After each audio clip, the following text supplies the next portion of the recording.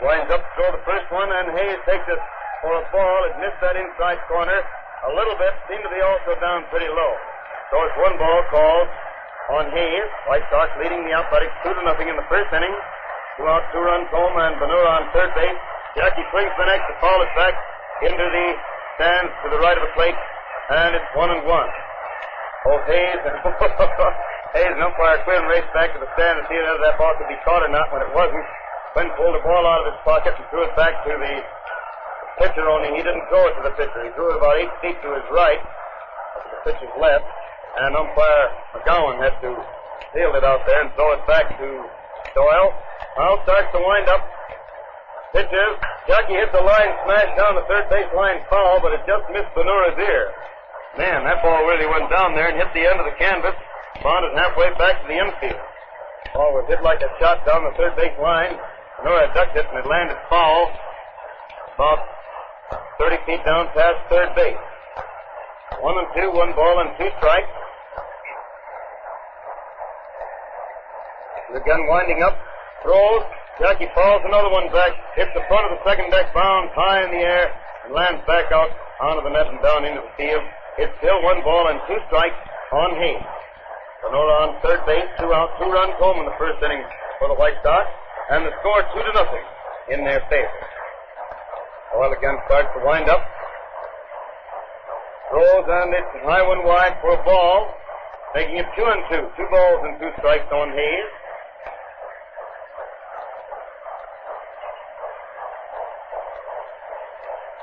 2-2 is the count. It goes again, and Jackie swings to miss a high fastball inside and strike out for the 3rd out in the last half of the first inning. So it's 2 runs, 3 hits, 1 man left on base in the last half of the first inning for the White Sox. And the score is 2-0 in favor of the White Sox at the end of the first inning.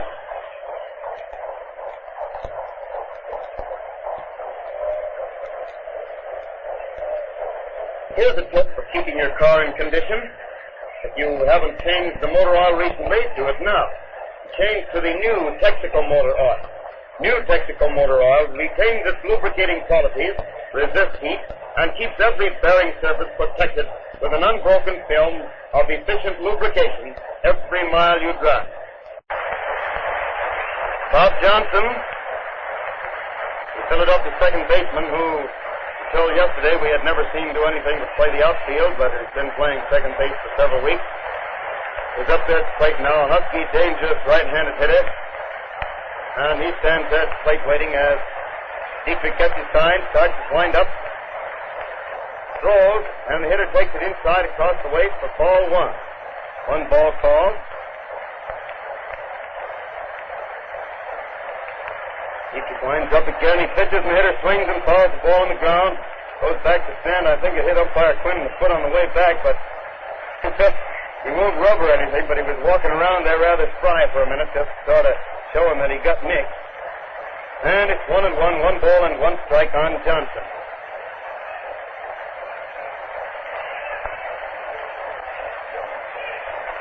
Here comes the next one inside for ball 2, and the count is 2 balls and 1 strike on Johnson. 2-1 the count.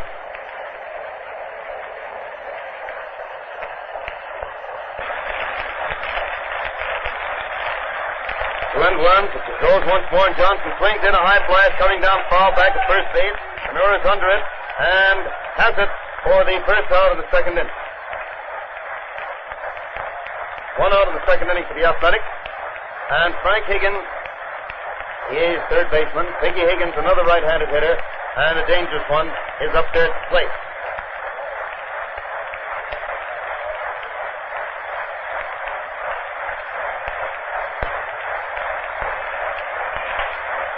Here, Higgins swings, hit a pop fly, and this time Pratt is coming in under it in the infield, but he decides the glare is pretty bad and calls to Sewell, who comes out and makes the catch for the second out. You know, even though the sun for the moment isn't out brightly, when you once look up in that cloud-covered sky with the right toward where the sun is, it makes a terrific glare that's almost tougher than looking right into clear sunlight. And with Pratt having to stare up into that, and Sewell coming up from the plate, he called to Luke, and he made the play. And now, Frank Hayes at bat hits a terrific smash way out to deep right center, and Krivich goes way back in front of the scoreboard to make the catch for the third out, ending the first half of the second inning with no run and no hit. Score remains 2-0 in favor of the White Sox. White Sox coming to bat in the last half of the second inning with Tony Pyatt up there at the plate.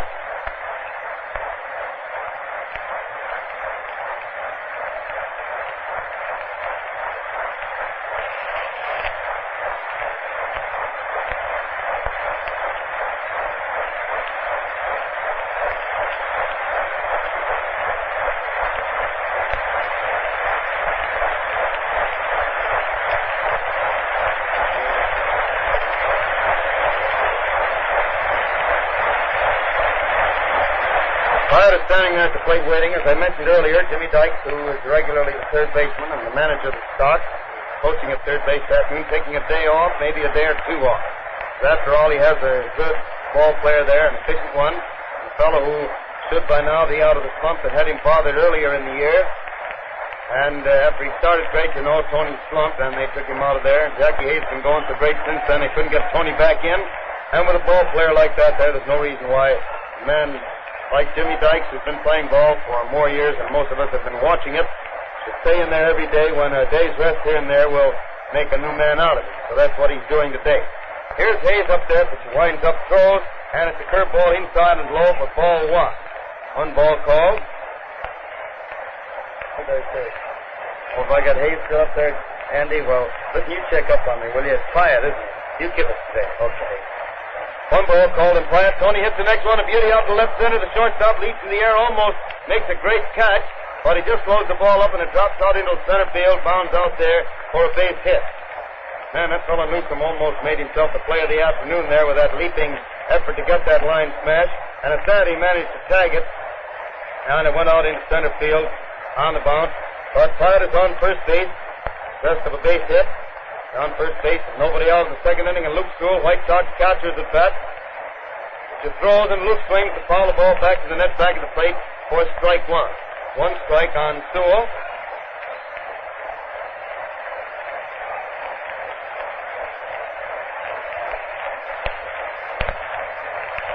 She's out there, rubs that ball up a little bit, dries his hands on his trousers, then swings around, ready to pitch the next one to Luke. Back at the runner, then pitches, and Sewell started to swing, but changed his mind to take a ball inside and low. And it's 1 ball and 1 strike on Luke Sewell. 1-1 the count.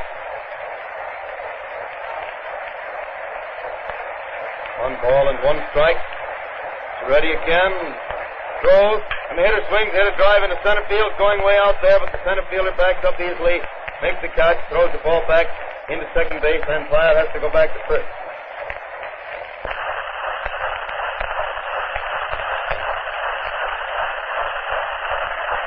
Dietrich, White Sox pitcher, late of this same Philadelphia team, at bat with 1 out in the second inning. Getting ready now. Over to man at first base. Then pitches, then it's a wide one across the knees for ball one. 1 ball called.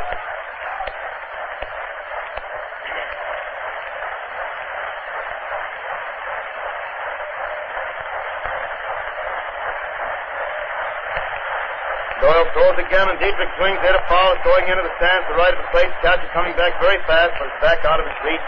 And so it's 1-1. 1 ball and 1 strike on Dietrich.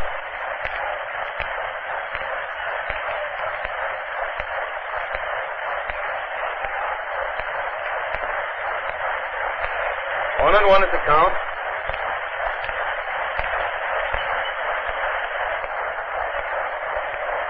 And here's the next pitch. Doyle set. Look at the runner, pitches, and the hitter hits the ball hard down to third baseman.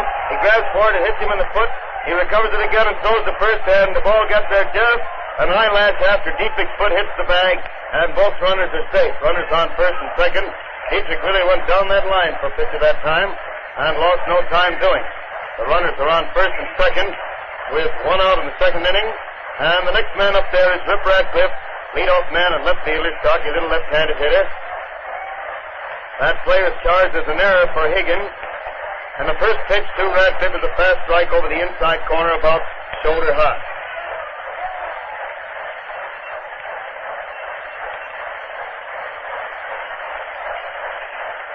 ready out there again. Takes another look back at the runner at second. Then pitches. And Radcliffe swings in a high fly into center field, but Moses jogs a little bit to his right. He's waiting, comes in a little, has it, and throws hard to third base to hold the runner at second. So Newsom cuts it off. And it's 2 out in the second inning. 2 out in the second inning for the White Sox. They have runners on first and second, and Larry Rosenthal is at bat. Rosenthal up there at the plate.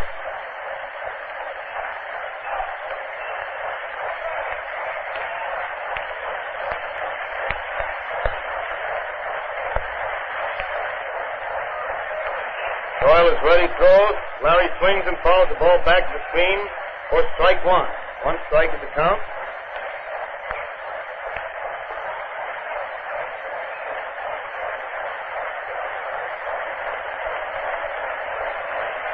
One strike, pitches ready out there again. Seems a heavy sign. Throws, and it's a wide one across the waist for ball 1. The count is 1 ball and 1 strike. 1-1 on Rosenthal.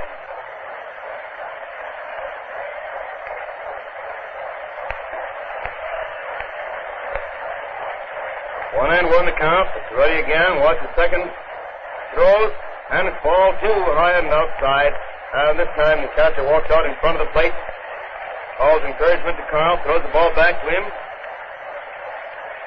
Slaps it into his glove a couple of times while he looks around the outfielders who are playing fairly even for Rosenthal. Both right and left fielder pretty well in from the line. They're not protecting that line very much. Staying more out towards center field. But the second baseman's playing pretty deep. And Larry jumps back to take the third pitch in, a third ball inside and low, and it's 3-1. 3 balls and 1 strike on Larry. Rosenthal might possibly go after this 3-1 ball. Pitch is ready. Throws, and it's wide across the waist for ball 4. He couldn't go after with the ball that far away, and it gives him a base on balls, which fills the bases for the White Sox. It's second inning. Fills the bases with 2 outs, and Mike Krivich, the White Sox right fielder, is up there at the plate. Krivich at bat.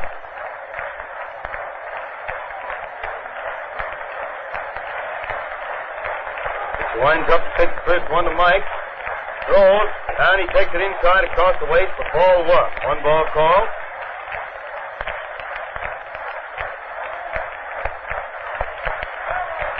Stands there watching the plate again. Finally starts his wind-up.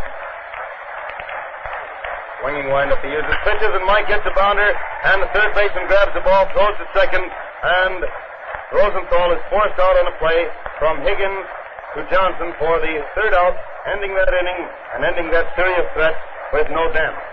And so it's no run, 1 hit, 1 error, and 3 men left on base in the last half of the second inning. Score remaining 2-0 in favor of the White Sox at the end of the second inning. I'm very pleased to hear from so many fans who discovered there had been a little delay in their getting of the new 1936 Texaco scorebook. You know, this book is really quite an item, and I noticed many of the baseball writers examining it, and some of them even using them, because they're just the same as the official books, except the summary sheet is a little more complete. But in the book, besides space for 17 full games, the regular official blanks, such as we've used for many years, is a complete scoring system with illustrations and to the pictures of the Cubs and White Sox, their rosters and schedules. And it's so simple to receive. Just stop in at any Texaco station, ask for a request card, fill it in with your name and address. It's already addressed to me on the other side.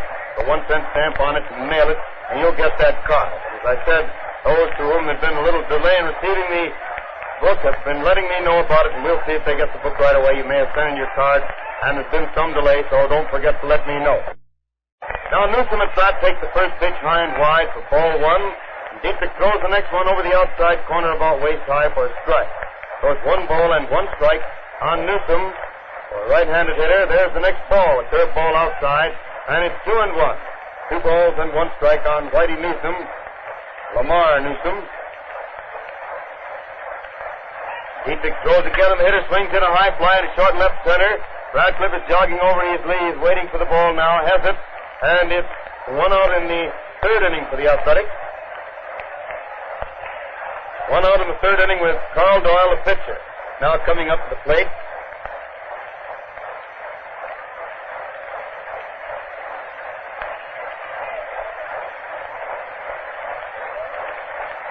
Trying to get there. He bats right-handed as he pitches. The infield plays about even. Outfield pulls in a little.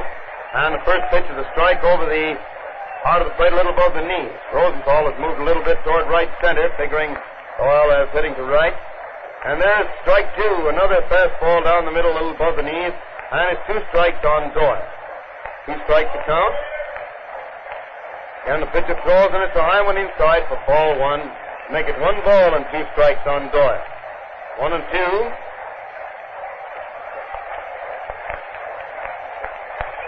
Hitter swings again and misses a fastball, striking out for the second out in the third inning. That makes it 2 out in the third inning for the A's.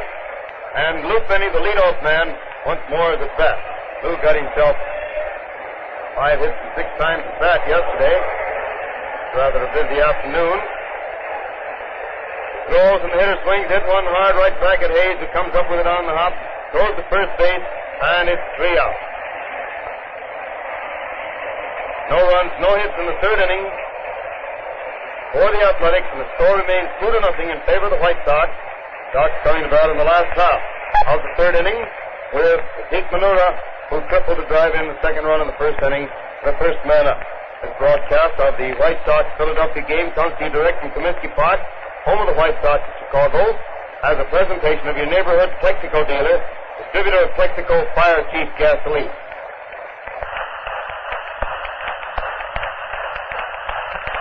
The broadcast comes with the permission of the White Sox and the Athletics to stimulate interest in our national game and in your own local baseball team.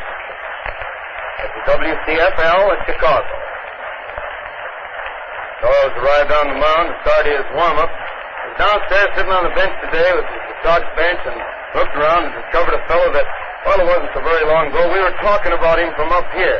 He's up here alongside of us now. That's former member of Detroit and Boston Club in the American League, Bill Akers. Bill, how do you like baseball from up in this direction? Well, it's a little high up, Paul. I'd rather be down on the field with the rest of the boys. Well, I'm hoping for that. How do you like this way of playing baseball, sitting and talking 2 hours an afternoon? I don't believe I could stand it. I got too nervous sitting still. Well, you've done pretty well so far. You haven't knocked any chairs or anything over. Won't be long, huh? Benura's up there now. It starts to wind up. And throws, and Zeke leans back to take a high fastball inside for ball 1. 1 ball call. Doyle leans over to get the side, starts to wind up again. And pitches, and Zeke takes ball 2, a fast one inside across the waist. So it's 2-0, 2 balls and no strikes on Benura. 1-0 is the count. Picciarelli again starts to wind up once more. Throws, and it's a fast strike over the heart of the plate, waist high, making it 2-1. 2 balls and 1 strike on Zeke.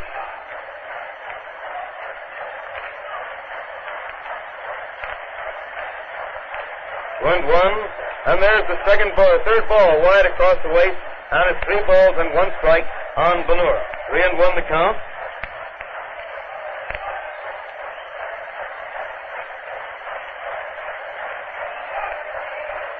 And 1 with the pitcher ready again. Throws, and the hitter takes ball 4. It's over the plate but low. And Zeke gets the base on ball. So puts Big Zeke on first base. Nobody out in the third inning. And Luke Appling is up there at the plate. Right-handed hitter. Steps up there and taps the plate 2 or 3 times. The bat faces Doyle. Carl is getting a sign from Hayes, getting ready to pitch. Team set. Let's look at first base. And throws. And it's a strike over the inside corner, waist high. 1 strike on Appling.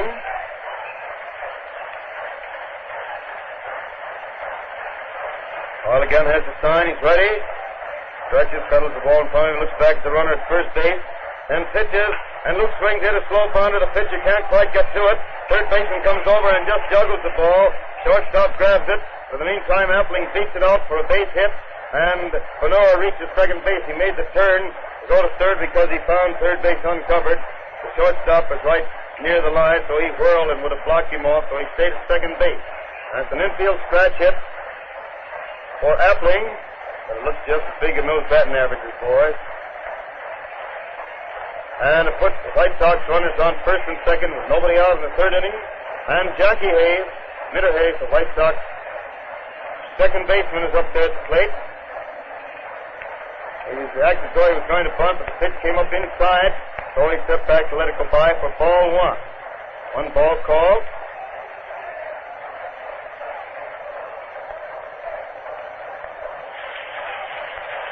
Once again, the pitcher swings around, looks back over his shoulder, and throws, and it's a ball, too. It missed the outside corner down around the knees. Infield all playing for the bunt, with the first baseman charging in.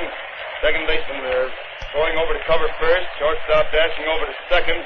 Third baseman holding back as far as he dares to see if he can't make a play at third base. He throws again, and Jackie gets a wide one across the waist for ball three.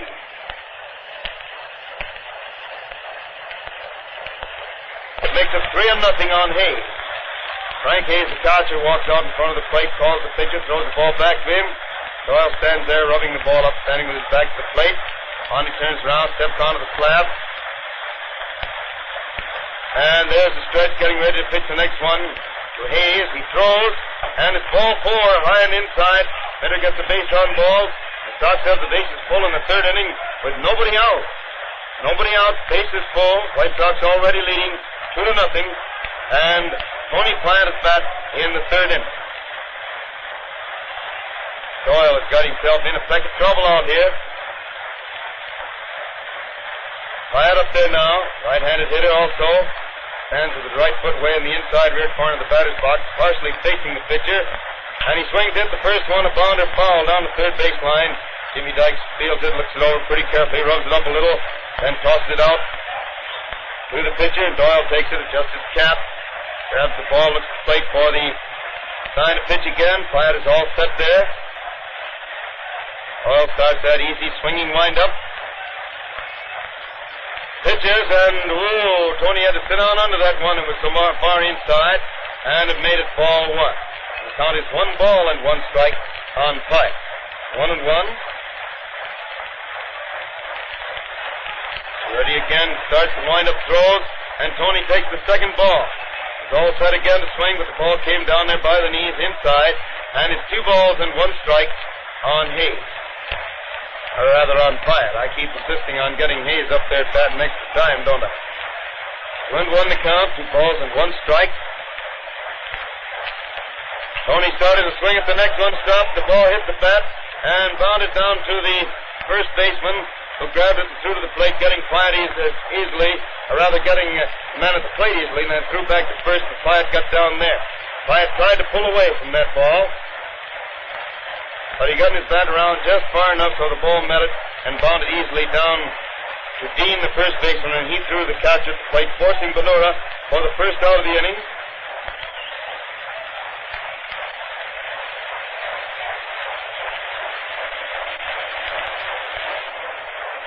Bases are still full with 1 out, and Luke Sewell hits the first pitch, a long drive out deep left center, going way out there to the scoreboard. 1 run is coming across the first plate, another one. And Platt is around third base racing for the plate. Score standing up. So a long double to the scoreboard in deep left center by Luke Sewell. Scores all 3 runs and gives the White Sox now a 5-0 lead. That ball was really hit too, what I mean. He got that ball right around on that ball and drove it out into left center. There was no question about where it was going from the moment it started. It was right out between the left fielder and center fielder. Neither man had a chance to make a play on it. A regular parade of Sox runners across that plate. Here is Dietrich, the pitcher at bat. Throws and he swings, hit a bounder, just past the pitcher. Shortstop comes in fast, grabs the ball, realizes he can't get Dietrich, holds it, hoping to get Sewell rounding third. But Sewell stops there, he had his eye on the play, and runners around first and third. Still only 1 out, 3 runs already home, and that's an infield scratch hit for the pitcher, Dietrich now. He's been on base both times he's been up there. He really goes down that line when he's on his way to first base and doesn't waste any time. Now Radcliffe up there, takes a crack at the first pitch, hit a little looping foul down back at third base. Third baseman dashing over there, but it's back. And the box seats, one of the fans there catches it, and it's 1 strike on Radcliffe. White Sox runners on first and third. 1 out, 3 runs already home in the third inning. And Radcliffe at bat.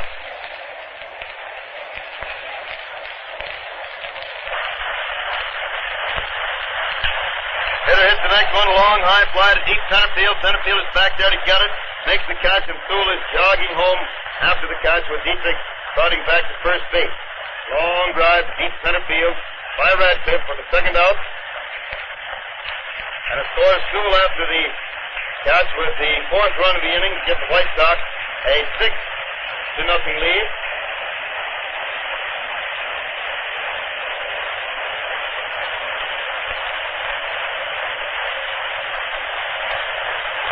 Now the man at bat is Rosenthal, who takes the first pitch wide across the waist for ball 1. 1 ball called.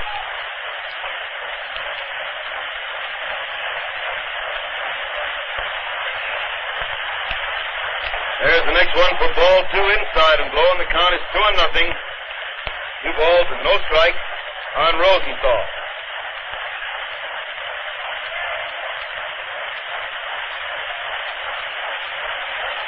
Doyle swings around again, ready to throw.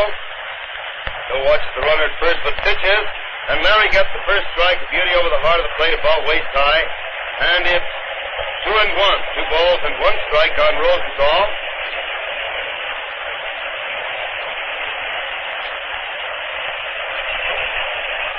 Here comes the third ball wide, and Larry has a count of 3-1.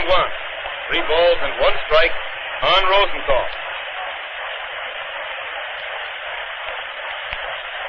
Hi, Ernie. Glad to see you. Very glad to see you, Ernie. 3-1, and there's ball 4 wide across the chest. And it's a base-on ball for Rosenthal. His second walk in 3 innings. First inning he singled, walked in the second, walked in the third.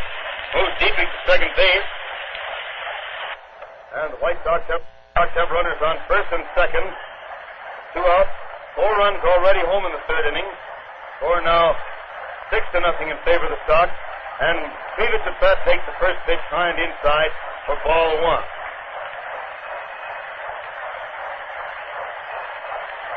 One ball called, but he walks out there in front of the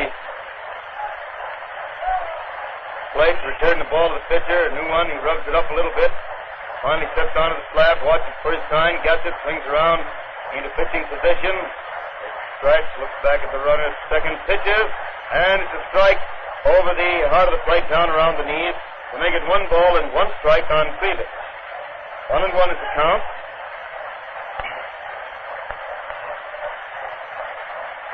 Throws again, and Mike was all set for that one, but stepped back, stopped his swing, and the ball came over the heart of the plate down around the knees. So it's 1-2. 1 ball and 2 strikes on Little Mike. 1-2 the count. He throws again, and Cleveland swings it a foul down the right field line, back onto the roof of the stand, and it's still 1 ball and 2 strikes on Cleveland. 1-2.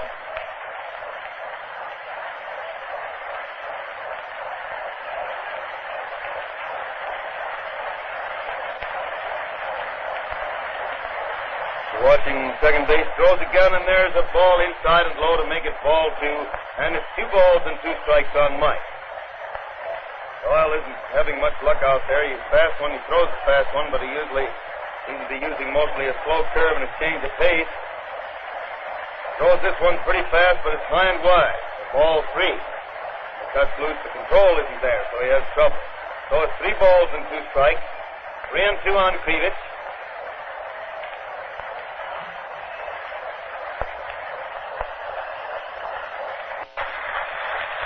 3-2.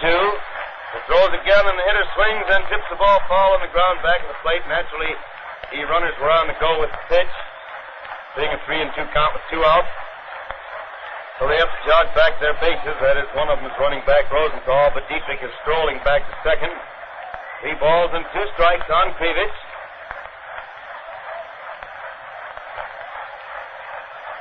Doyle throws again, the runners start, but it's ball 4 wide. And again this inning, the White Sox have the bases full.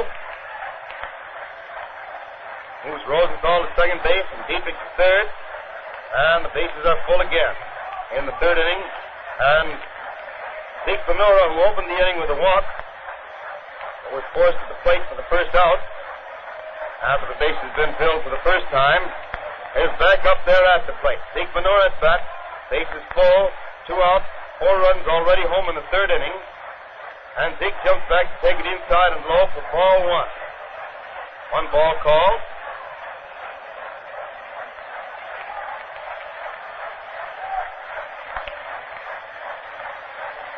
Dora goes through his windup, pitches again, and it's a good strike. A fastball over the outside corner, waist high. Zeke was all set to swing, stopped, and looked at the plate, looked back at the umpire, looked at the plate again. But it's 1-1, 1 ball and 1 strike on Benora.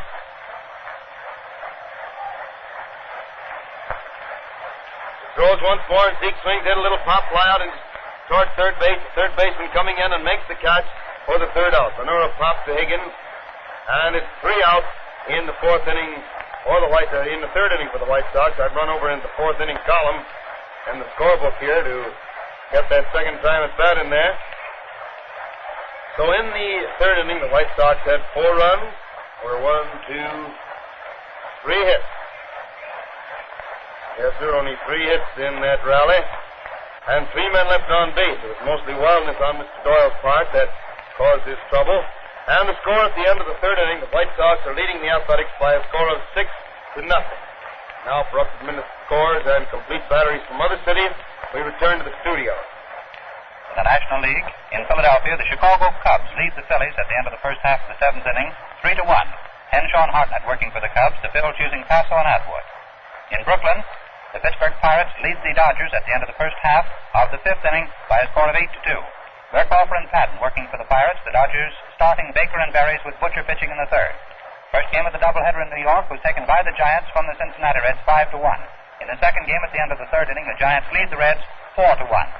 The second game battery, the Reds, Schott and Lombardi, for the Giants, Smith and Mancuso. In the American League, in Detroit, the Yankees are leading the Tigers at the end of the first half of the second inning 8-0.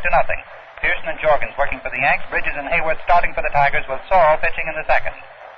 In Cleveland, the Indians lead the Washington Senators at the end of the first half of the third inning, 2-0. Brighthill and Millie's working for the Senators, the Indians using Brown and Pitlack. And now back to Comiskey Park and Hal Totten. Take it, Hal. Ready to go in the next inning.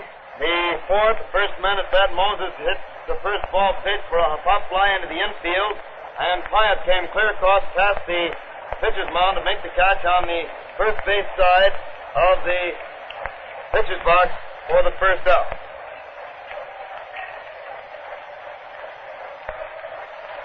One out of the fourth. Dean at bat takes the first pitch wide and low for ball 1.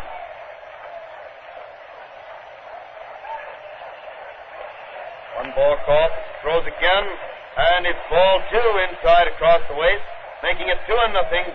2 balls and no strikes on Dean.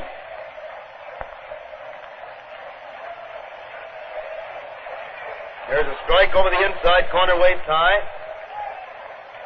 So it's 2-1, 2 balls and 1 strike on Dean. Or now comes strike 2. And it's over the inside corner knee high to make it 2 balls and 2 strikes on Chubb. 2-2. He throws again. He swings, hits the ball hard out into center field for a base hit, the first hit of the afternoon off Dietrich. And it's the second time he's reached base. He walked once and got a base hit this time. He's the only man on the club that has been on base. The Dean is on first base with 1 out of the fourth inning. And Puccinelli, the right fielder, is at bat.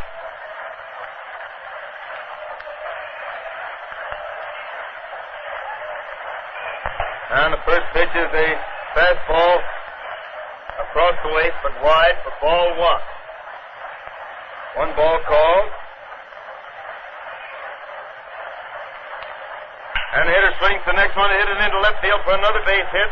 Well, that base hit seemed to break the charm. He drove it into left field for a single, and it's moved Dean to second base. So the A's have runners on first and second, 1 out of the fourth inning, and Bob Johnson, the second baseman, is at bat.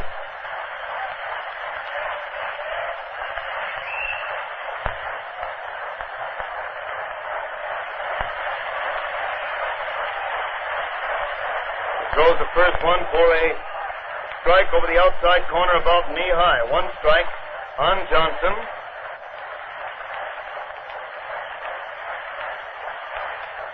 He swings, hits the next one into right field for still another base hit. The runner from second is coming around third on the way in. And Taylor throws the ball to the plate. And the runner is called out. And then the umpire had his head in the air and suddenly spread his hands to indicate safe.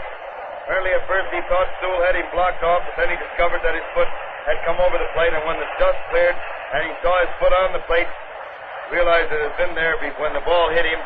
And he called him safe. He had the courage of his convictions, which is the right way to do. Sometimes an umpire may call a play a little bit fast. This time, umpire Quinn had the arm part way up to call him out. When the dust cleared, he saw he had made it, so he realized it and called him safe as he should have, which was a good decision. Now the men at bat, Higgins takes the first pitch for a strike over the outside corner, about knee high. One strike on Pinky. A good throw to the plate by Krivich, incidentally. Philadelphia runners on first and third, one out, one run home in the fourth. Fink hits the next one, a high fly out to right field. Krivich comes over, makes the catch, turns and makes another great throw to the plate. But the runner scores easily as the catcher runs up on the ball and blocks it. And the runner at first had to hold his base. So it's 2 out in the fourth inning, 2 runs home for the Athletics. They still have Johnson on first base. Frank Hayes, the catcher, is up there at the plate.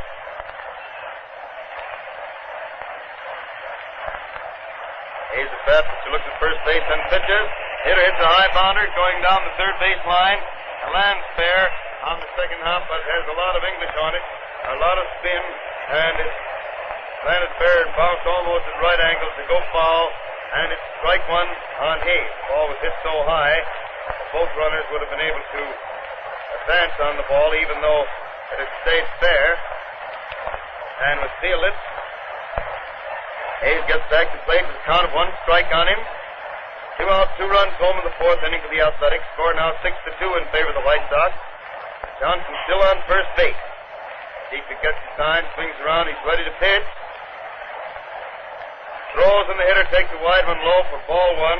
So it's 1 ball and 1 strike on Hayes. 1-1.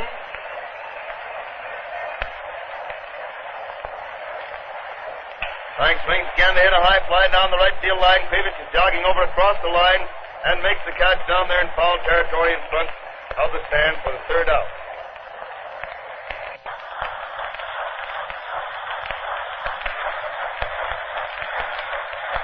So it's 2 runs, 3 hits, 1 man left on base in the first half of the fourth inning. The score is 6-2 in favor of the White Sox. White Sox cutting the bat in the last half of the fourth with Luke Appling, White Sox shortstop, first man at bat. What are all these things they just brought in here? More telegrams, George? Telegrams. Birthday business has got him. Congratulations to Graybeard of Wireless. Hope your break 80 in your life is not on golf course. You know who that's from? Yeah. You don't have to say anything about that. P. Kratt, that's old Plutocrat, you know? Uh-huh.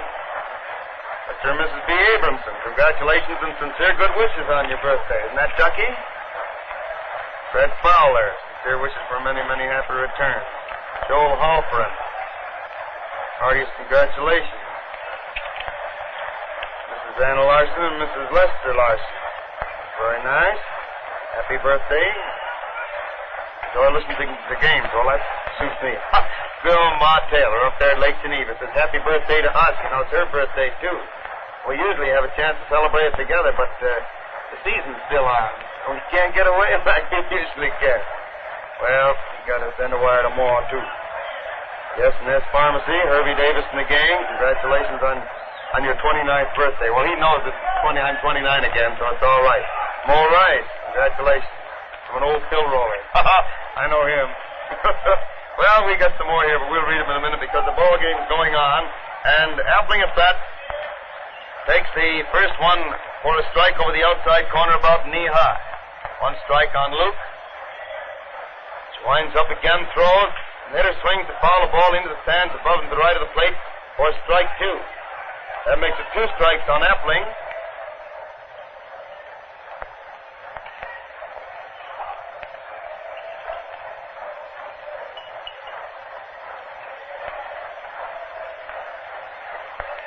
Throws again, and Luke watches that ball go into the ground at his feet for ball one, so it's 1-2.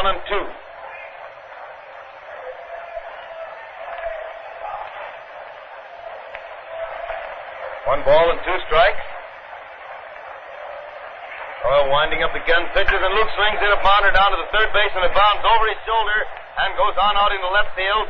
Luke makes the turn, but goes back to first fast as the ball is fielded in a hurry and thrown in there, and it's a base hit for Luke. Higgins went after that ball rather peculiarly. He went out there not seeming to know just how it was going to bounce because it was taking funny hops. First a long one, then a short one, and then a medium one. And finally hit and took a high hop right up over his shoulder into left field for a single. So Jackie Hayes is at bat, taking the first pitch inside by the knees for ball one. 1 ball called. Remember, the White Sox are leading the Athletics by a score of 6-2. The last half of the 4th inning. Appling is on first base. He throws now, and it's a strike over the outside corner, knee high, to make it 1 ball and 1 strike on Hayes. 1-1 the count.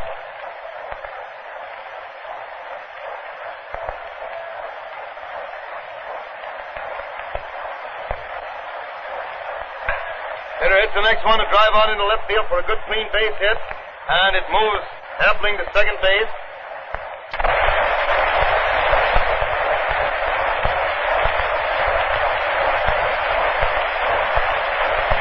George, I'm glad you explained that one wire. I saw that Fred scores Fowler, and I couldn't figure it out. They should have put quotation marks about it. That's the voice from the studio by Cracky. Fred Fowler that does the scores and things down there between our breaks. I'm glad you pointed that out. That had me puzzled. Reading them in a hurry here, trying not to miss the game, why, I almost overlooked that. Doggone, that's swell. I gotta work together, my friend. Well, the first pitch to Bryant now almost knocked him down, and he takes it for ball one. Oh, himself scores now, huh? Scores and scores, of course. Oh, dear. 1 ball call, but it throws again, and it's a strike over the outside corner, waist high, making it 1-1. Calling himself scores and batteries. But it carried him up a little, eh? 1-1 is the count with the pitcher ready again. Throws, that ball hit Tony right in the leg. He tried to get out of the way of it, but the ball kept sailing in toward him. Finally hit him about in the knee, and he gets the first base hit by a pitch ball, and again, for the second time in 2 innings, the White Sox have the bases full with nobody out, and Luke Sewell is at bat. Kept up there with the bases full last inning and cleared them off. Just mopped them all up with a big double.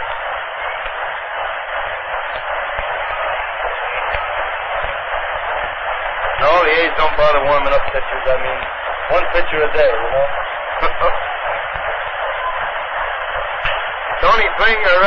Luke swings hit the first ball pitch, and it results in a double play, second to short to first, with Appling scoring. A double play in which Luke hit the ball to Johnson. He flips to Newsom, and Newsom over to Dean. Complete the double play, scoring Appling and moving Hayes to third base. So now it's 2 out for the White Sox in the 4th inning. And Dietrich is gunning a hand as he walks up there to the plate. 2 out, 1 run home. Hayes on third base. Pitcher starts to wind up pitches. And it's a curveball wide and low for ball 1. 1 ball called.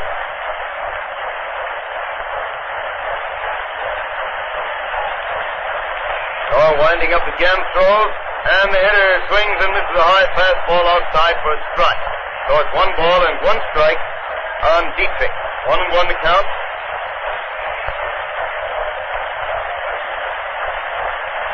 Throws again, and Bill swings to drive it out into center field for a good clean single, and it scores Hayes easily from third base. The single to center field by Dietrich.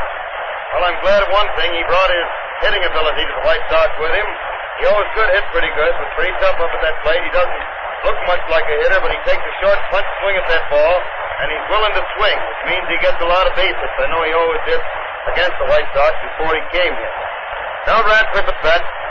Swings the first one to hit a high fly into left center. Left fielder closing in on it fast, and makes the catch on the run out there for the 3rd out.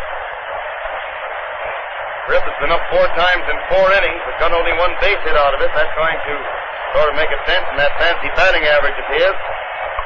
Started out all right, but hasn't had any luck since. 2 runs, 3 hits, 1 man left on base in the last half of the 4th inning, and the score now stands 7-2. Wait a minute, 8-2. 6, 7, 8, 9, 7, 8, 4, 5, 6, 7, 8. Hey, I'm getting jittery here. The birthday business is getting too much. 29 years a lot. Yeah, getting old. It's 8-2 at the end of the 4th inning.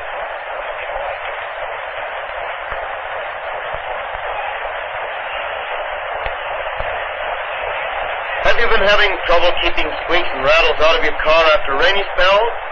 Then try Marfac chassis lubrication. Marfac stays put on the bearings and keeps the water and mud out. It gives double the service that ordinary grease will, too. Have your car Marfac and say goodbye to annoying, costly squeaks and rattles. First man at bat of the 5th inning for the Athletics is Newsom. Shortstop. He takes the first one for a strike. There's our engineer friend. On time, too, Mr. Molnar. And this next one comes over there for strike 2. Dietrich throws again for a high one wide at ball 1 to make it 1 ball and 2 strikes.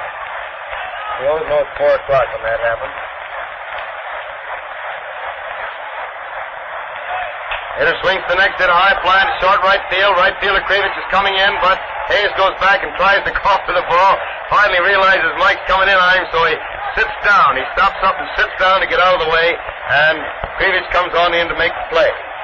So it's 1 out in the 5th inning for the Athletics, and Kyle Doyle, the pitcher, is at bat.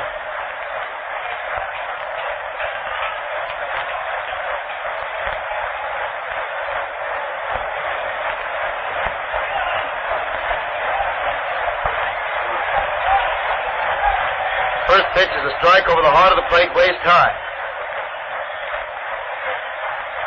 1 strike to count, which winds up again, throws, and it's strike 2. Boy, he laid that one right down the middle. I guess he figures there's no use of fooling with this fella.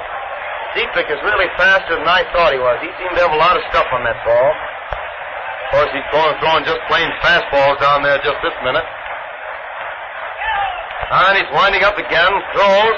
The hitter swings and fouls the ball back on the ground back of the plate. It may have nicked Luke Sewell's foot. He sort of staggered for a minute, but just reached for another ball, got it, threw it back out to the pitcher. And it's 2 strikes on Doyle still. Dietrich throws again, and Doyle swings and misses, striking out for the 2nd out of the 5th inning. That makes it 2 out of the 5th inning for the Athletics. And Lou Finney, his left fielder, is at bat.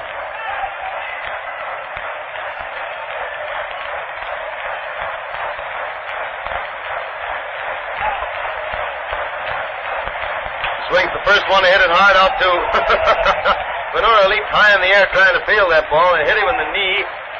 Bounded out in the foul territory with Zeke right after it. That ball bounded and Zeke went right up in the air with it, but it didn't come up as high as his glove. It hit him in the knee instead and bounded over to foul territory. Farwell will probably be called a base hit. The ball was hit pretty hard. And it puts Finney on first base, 2 out in the 5th inning. And Moses, the center fielder, is up there at the plate. Moses at bat. The hitter swings and fouls the ball back to the net back of the plate, and it's strike 1. Yes, it's officially called a hit now. Trying to get the relay sign from the official scorer. 1 strike on Moses. And he swings, hit a pop fly, coming down foul back of the plate, coming down onto the net, and it's 2 strikes on Wallace.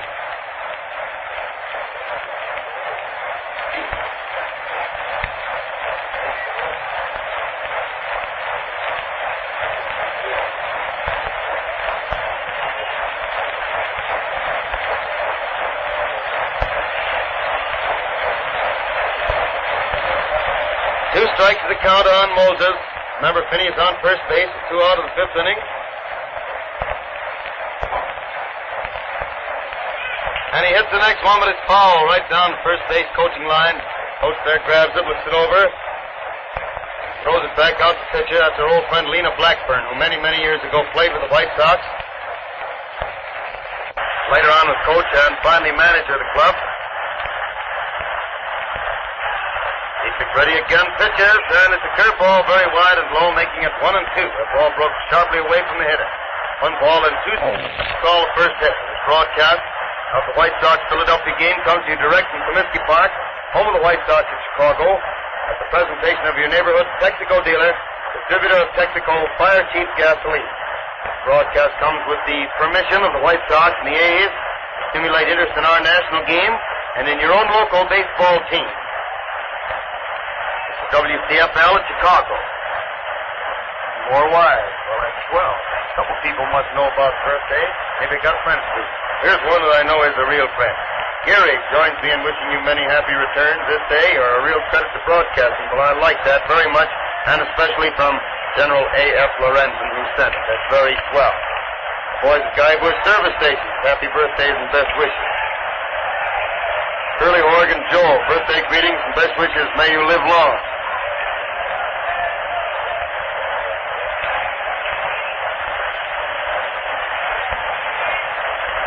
Whoa, Larry pounds the first ball pitch to him right out into left field for a good, clean, hard base hit. That ball was well hit out to left field by Rosenthal. Puts him on first base. Nobody out in the 5th inning for the White Sox. And Mike Krivich up there at the plate.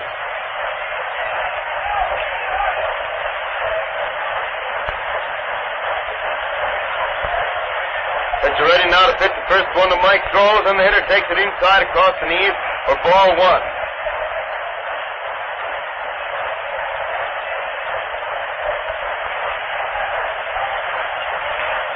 One ball call, pitcher ready again, throws, and it's inside and low for ball 2, making it 2 balls and no strikes on Krivich. 2-0 the count.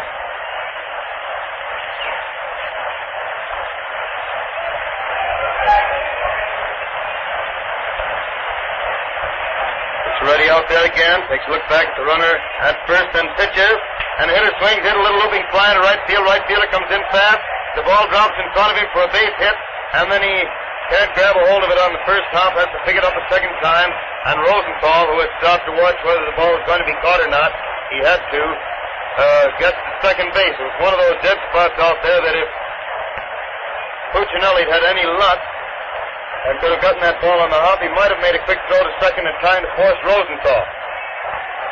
It was, he couldn't quite do it, so it's a base hit, and the runner is on second. Runner's on first and second. That was Texaco Leaguer is right. Next hitter, Ventura hits a drive into left field for another base hit.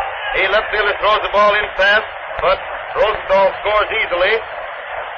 Yeah, Andy, I didn't have time to get that Texaco Leaguer in. I was watching for that play at second. I didn't want to say it was a Texaco Leaguer. They forced him at second. You know, get the idea? Real confidential like. See, Bill, up here in this broadcast, we don't have any Texas Leaguers anymore. They're Texaco Leaguers here. We've got to start individual. No more Texaco Leaguers. No more Texas Leaguers. They're all Texaco. Now, Appling is there at the plate. Runner still on first and second. Nobody out. 1 run home in the 5th inning. And the first pitch is inside for ball 1. 1 ball called. Throws again, and the hitter follows this one into the stand to the right of the plate for a strike, and the count is 1 ball and 1 strike. 1-1 on Appling.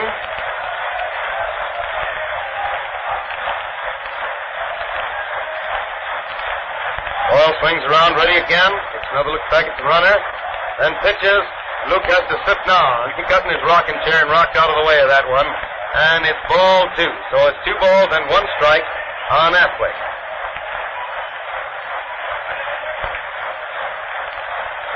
Two balls and 1 strike, which has his sign again, takes another look back at second base, and throws, and it's a wide one low for ball 3, making it 3 balls and 1 strike on Appling. 3-1 is the count.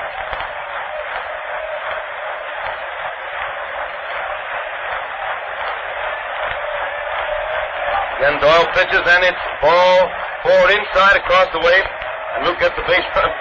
Well, that's 3 innings in a row. They filled the bases with nobody out. No, well, they're going to warm somebody up in the bullpen. Don't tell me. Don't tell me. Blythe is walking out there to the bullpen.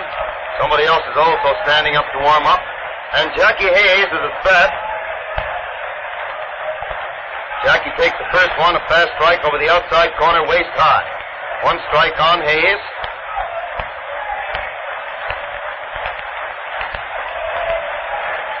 Throws again and it's inside. The ball gets away from the catcher. The runner from third is scoring. Slides in. The ball throw back from the pitcher gets from the catcher gets past the pitcher. There's nobody covering the plate. So Benura also scores. Hey, all you could see was fellas running home that you know, like these fireworks, you see a streak go across, and all of a sudden there's a pause, and another streak goes right after it.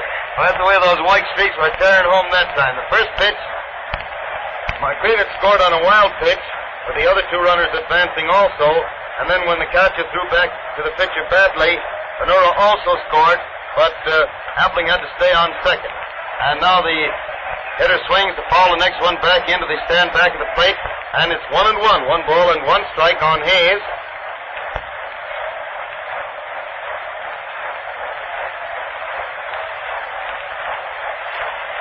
Jackie swings, hits the next one, long fly out to deep left field, but the left fielder's waiting there and makes the catch. The runner from second makes the break as though to go to third, but a very nice throw comes in from Finney right to the bag at third base to hold him at second. So it's 1 out in the 5th inning. 3 runs are home for the White Sox. Appling is still on second base, and Tony Pyatt is at bat. White Sox are now leading the Athletics by a score of 11-2.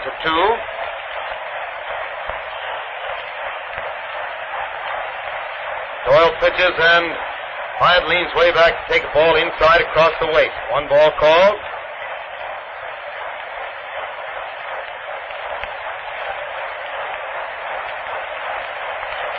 And there's ball 2 also inside. So it's 2-0 for 2 balls and no strikes.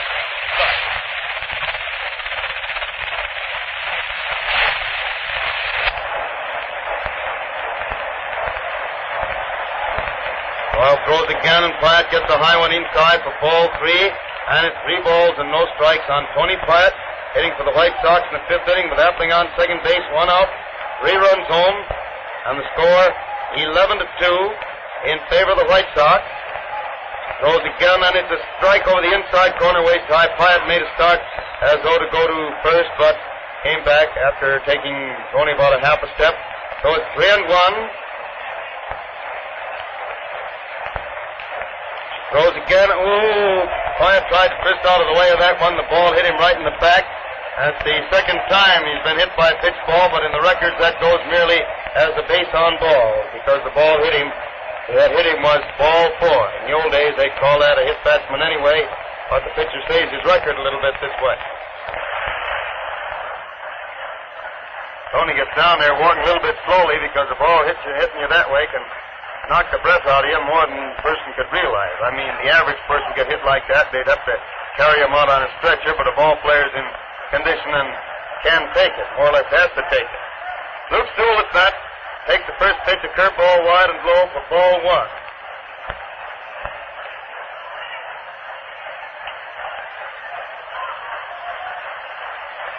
1 ball called, it's ready once more. With the runners on the go, the hitter hits the ball right back to the second baseman, who flips it to the shortstop. Too late to get the man there, but the throw to first does get Sewell. Second baseman throw over to the shortstop, got to the shortstop before he reached the bag, and because it was a hit-and-run play and the runners were on the go with the pitch, Pyatt slid in safely. So Sewell is out on a rather peculiar roundabout play going from Johnson to Newsom to Dean, and Dietrich again gets a nice hand as he walks up to the plate.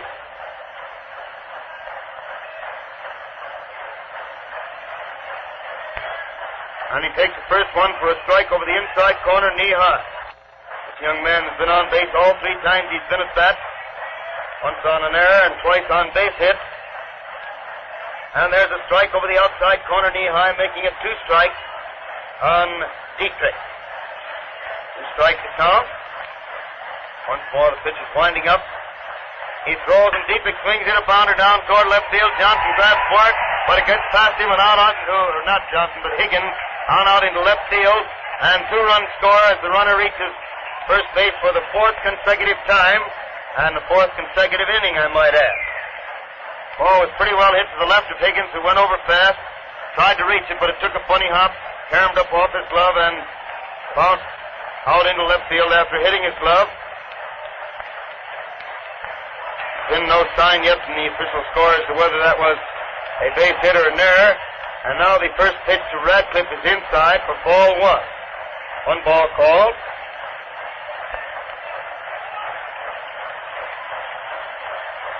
It's ready out there again. There's the stretch. And he pitches and Radcliffe swings it a bounder. Higgins grabs for that also, but it caroms off his pup back to the shortstop, who makes a backhanded pickup of it, but too late to get anybody, and the runners are safe at first and second. Everybody down there, the reasons relays them, just standing and looking, and nobody gone back into the press box to find out. We've got two to find out now, George. See if somebody will go up there, will you, old boy? Rosenthal is up there at the plate on both of them, the pitcher and Radcliffe. And he hits the first pitch, a drive into right field. The right fielder grabs the ball, drops it, and one run he's scoring, and the other runner goes to third base. You got three of them to find out now, George. What do you know about that? Right fielder grabbed the ball. It seemed to be right in his hand, and it hit his glove and dropped to the ground. And as a result, another run scored, and the runners are on first and third. 2 out. 6 runs home this inning. And Krivich at bat takes a wire strike over the outside corner about knee high. 1 strike on Krivich. 1 strike is the count. And there's a ball inside across the way, so it's 1-1. 1 ball and 1 strike.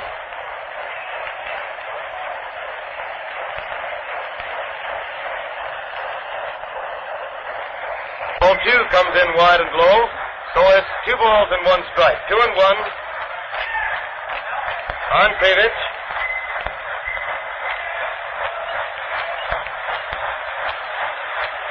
You mean the official score won't tell us whether it's a hit or an error?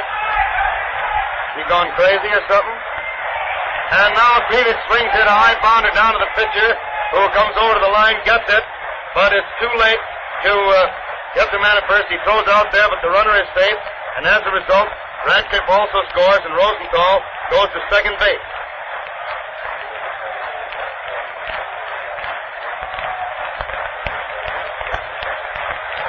Eagles was a hit, Radcliffe was there. Why wouldn't they tell you? Who's the official scorer? Who's the official scorer, Whitey? Well, I mean, who's the official scorer? McNamara is the official scorer, and he won't tell what the score is? Well, they must be crazy. I mean, after all, if they want to act that way, why, we'll take care of that. Now Blythe is in there to pitch. Blythe is in there to pitch for the A's. They finally relieve Doyle.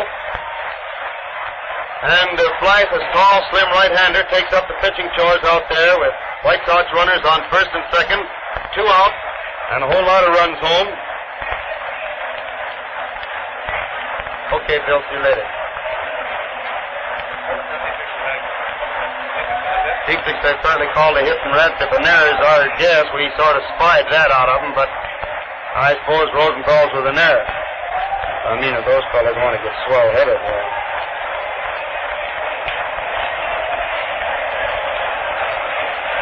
Blythe is finishing his warm-up out there on the mound. Trying to catch up on this inning here and find out just all that did happen on account of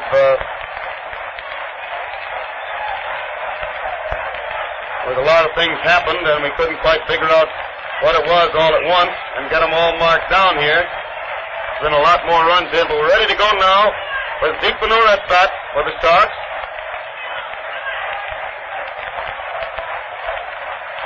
He throws the first one, and the hitter takes a strike over the inside corner, waist high. 1 strike on Benura.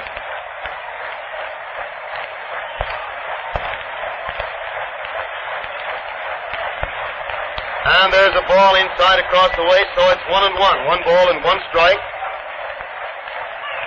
1-1 to count.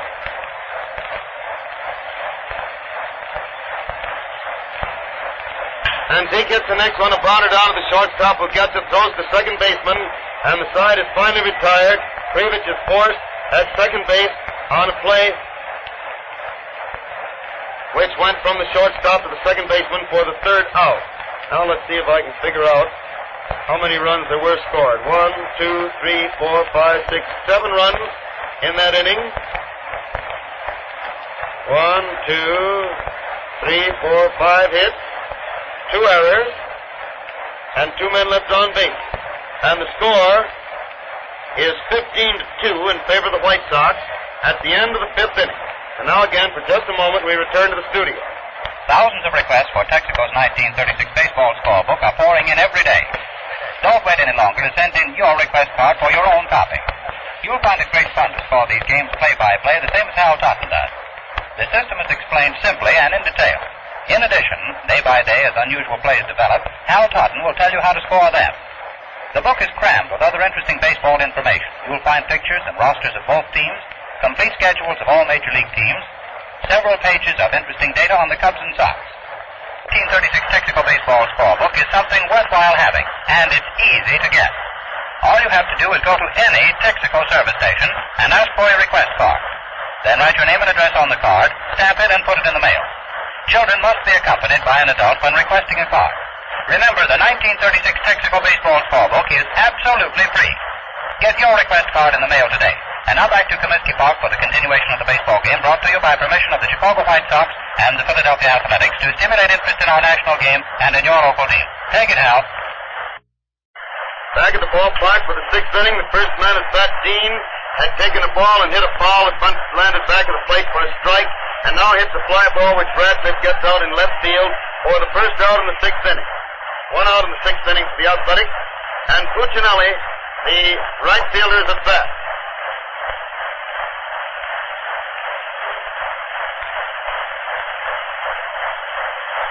First pitch, Puccinelli to strike over the outside corner about knee high. 1 strike on Puccinelli.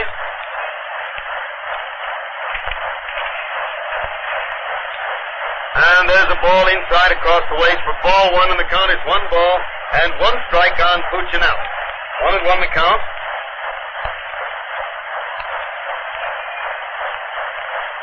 He throws the next one, and it's a ball wide and low, and the count is 2 balls and 1 strike. 2-1.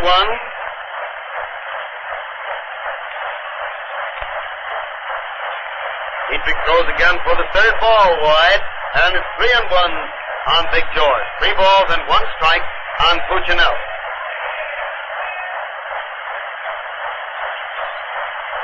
There's the 2nd strike over the heart of the plate about knee high.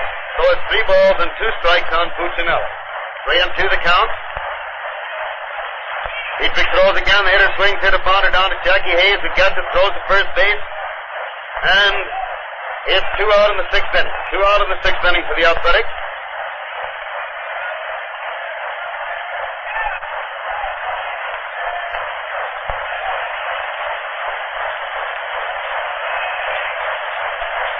Dietrich winds up, throws, and Johnson, who is at bat, takes the curveball wide and low for ball 1.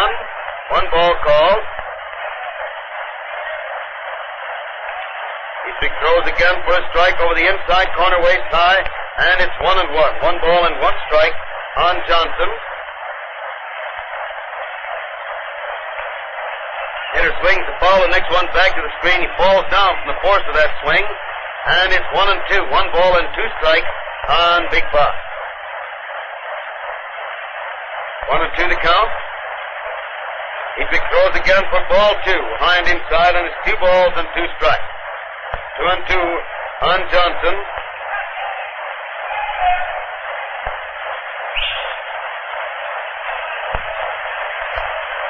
The next one he has to duck under it. Came standing right up at his shoulders, and he ducked under it to take it for the 3rd ball, making it 3-2. 3 balls and 2 strikes on Johnson.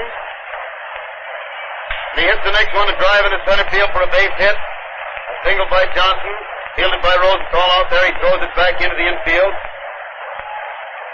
And so Johnson's on first base with 2 out in the 6th inning, and Higgins is at bat.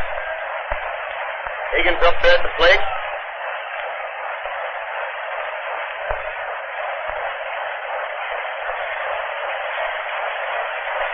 And the first pitch is lined inside for ball 1.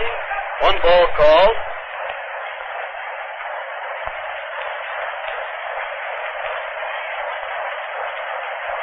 Throws again, the hitter swings, hit a slow pounder right back at the pitcher who gets it. throws to first base, and it's 3 out. He had to run a little bit over to his right to get that ball, but fielded it easily. And it's 3 out, no runs, 1 hit, 1 man left on base in the first half of the 6th inning. And the score remains. Wait till I add them up again. What is it? 7, 9, 15-2 at the end of the 6th inning. I had the right number of runs in that last half inning, didn't I? 7. Did I add them up right? I left the countometer at home. I didn't have a chance to bring that, or didn't think of bringing it. Scoreboard's got them up there right, too. Oh, we got some more wires here. Hey, let's see who these are. This one comes signed. Oh, the Hampshire, Illinois Cub and Sox fans. That's a great gang. I made a talk to them after the World Series last fall. Here's one from Alda and Harry Steers. Congratulations on your birthday. Harry Steers is that famous bowler. Announcement of a change in the lineup. Peter is playing left field for the Athletics. Here's from Algonquin, Andy, Uncle and Grandpa Simonini are sitting there. Congratulations on the birthday. Drawing the ball game. The last of the Rickards. Earl Rickard. Then you have to return. Oh, and says a lot of very nice things. Jim Wheeler also. Best of everything to you and always. Happy birthday. Charlie Hepp. That's the Harry's New York Cabaret. Charlie Hepp sends his regards also. Also very nice. Here's Appling at bat to start the last half of the 6th inning. And he takes the first pitch wide for ball 1. Pitch starts to wind up again. Throws. And it's inside across the knees for ball 2. Blythe is now the pitcher, you know, and Peters is playing left field in place of Finney.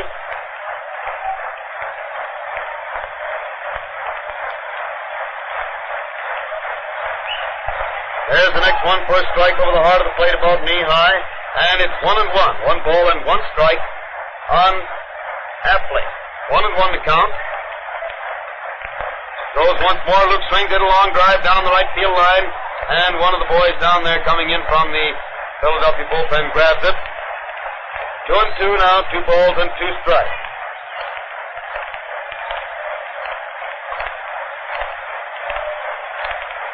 Winding up once more, throws the hitter, swings it, bounded down the third base line, but it's foul, and it's still 2-2. 2 balls and 2 strikes on Appling.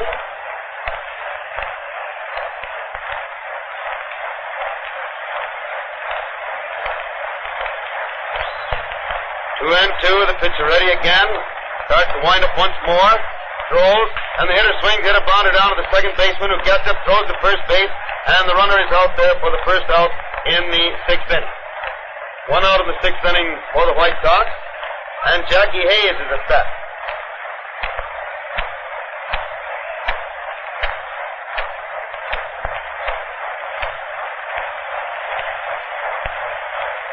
Jackie takes the first one wide and low for ball 1.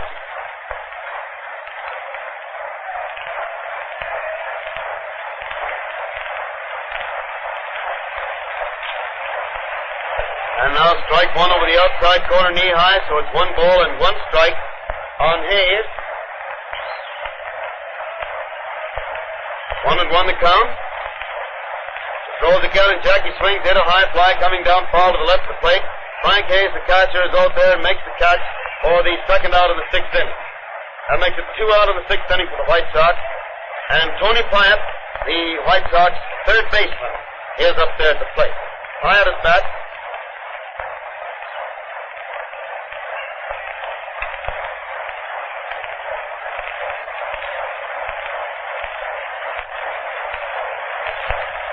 Out there for the sign. The first one is Tony Stark. Wind up. Throws. Pyatt swings and tips the ball foul. It bounds off back at the catcher after hitting the catcher's glove. And it's 1 strike on Pyatt. 2 out for the White Sox in the 6th inning. 1 strike on Pyatt.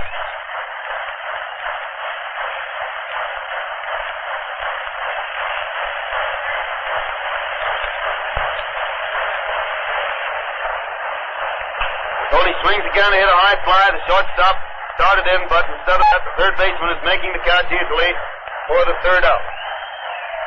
And for the first time today, the White Sox have not only been retired in order, but retired without a man reaching base and retired without a base hit in an inning. No runs, no hits in the 6th inning for the White Sox, and the score is still 15-2 in favor of the White Sox at the end of the 6th inning. Now again, Fred Scores Fowler is going to have to come in and give us up-to-the-minute scores and complete batteries from other cities. So we return to the studio. In the National League in Philadelphia, the Chicago Cubs lost their game today to the Philadelphia Phillies when the Phils scored 5 runs to the Cubs' 3 runs. Henshaw and Hartnett started for the Cubs with French taking over the mound in the 9th inning. The Phillies used Paso and Atwood the entire route. In Brooklyn, the Pittsburgh Pirates are leading the Dodgers at the end of the first half of the 8th inning by a score of 8-6. Berkover and Patton opened for the Pirates with Brown in the 5th and Lucas on the mound in the 8th. The Dodgers started Baker and Berries, Butcher pitching in the 3rd and Phelps catching in the 7th. In New York, the first game of the doubleheader between the Giants and the Cincinnati Reds, the Giants won 5-1. In the second game, the Giants are leading the Reds at the end of the first half of the 6th inning by a score of 8-1. In the American League, in Detroit, the New York Yankees lead the Tigers at the end of the 4th inning by a score of 11-4. In Cleveland, the Indians are leading the Washington Senators at the end of the 1st of the 6th by a score of 5-1. In St. Louis, the Browns lead the Boston Red Sox at the end of the first half of the 2nd inning, 1-0. And now back to Comiskey Park and Hal Tuttle. Take it, Hal. Back at the ballpark for the 7th inning. The first man at bat, Frank Hayes, the A's catcher, takes the ball and then fouls one back against the front of the Red box for strike 1. And the count is 1 ball and 1 strike on Hayes. Next one is ball 2 inside and low, and the count is 2 balls and 1 strike on Hayes. 2-1 the count. He winds up again, pitches, and Frank swings, hit a bounder down to Pyatt. Gets it nicely, throws the first. The throw is high, but Benora gets back down on the bag before Hayes can get there, and it's 1 out of the 7th. Benora had to go into the air to grab that one. So it's 1 out of the 7th inning for the Athletics. And Newsom, Lamar Newsom, the A's shortstop, is up there at bat. Hitter swings, hits the first one, a drive on into left field for a good clean base hit. Single to left field by Newsom, putting him on first base with 1 out in the 7th inning for the Athletics. And Blythe is at bat. Thank you, William.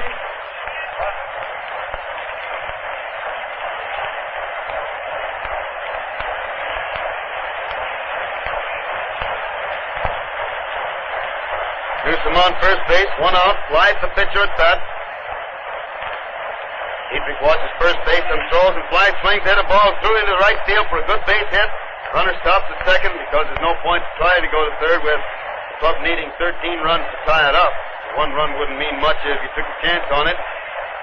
And I doubt very much if he could have made it anyway, because the right fielder was playing in pretty close for the pitcher at bat and fielded the ball quickly. The A's have runners on first and second with 1 out of the 7th inning. And Peters, the right-handed hitter, who is now playing left field in place of Finney, takes the first pitch inside for ball 1. Again, he takes ball 2 inside and low, and the count is 2-0, 2 balls and no strikes. Strike on Peters.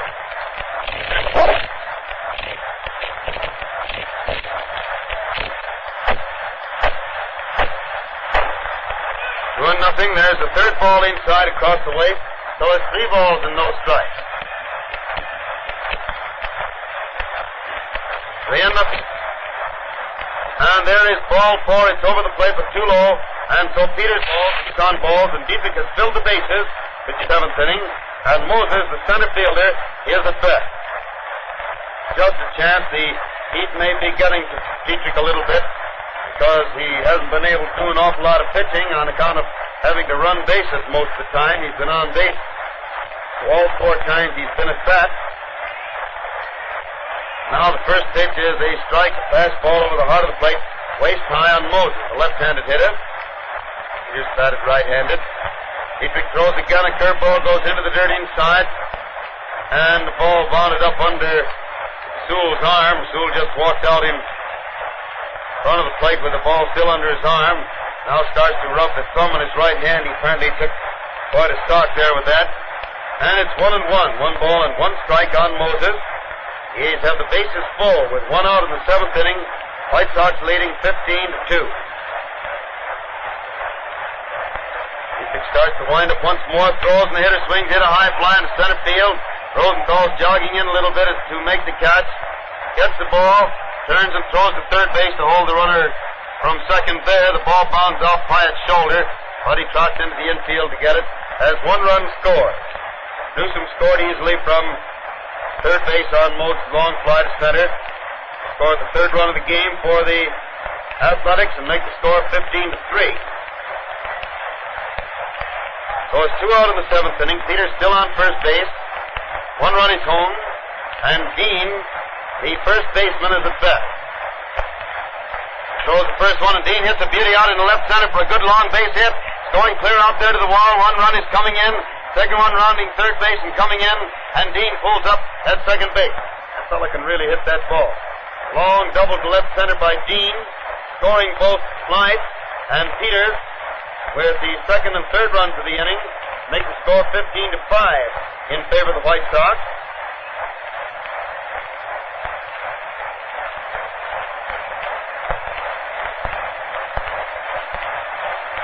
And the man at bat is Puccinelli, the right fielder, taking the first pitch wide for ball 1.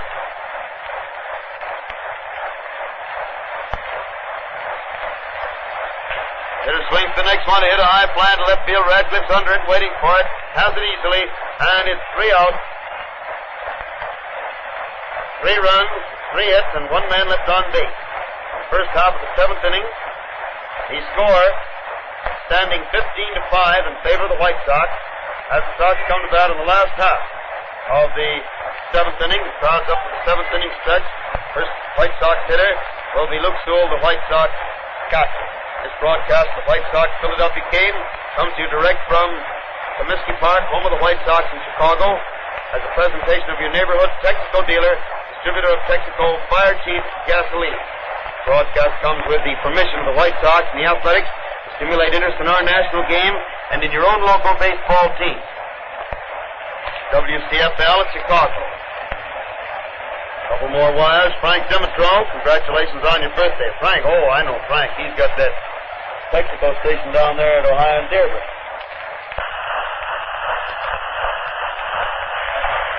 You know that too, Andy. And Jim Clark out at him. 29 or 92. Congratulations. Well, ain't quite 92, my birthday.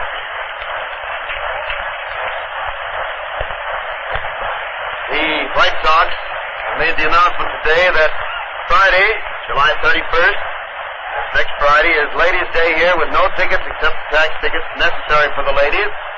There will be a doubleheader next Sunday, August 2nd, with the Boston Red Sox. The first game starting at 1:30.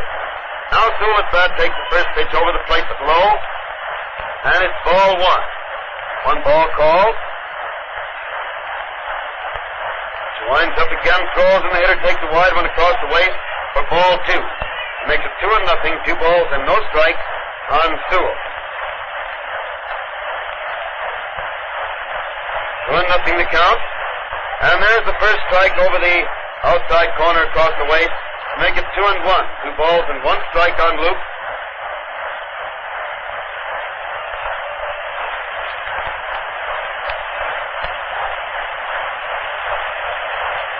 1-1, and the hitter swings the ball. This next one back into the second deck, down in front of us, and it's 2-2. 2 balls and 2 strikes on Sewell.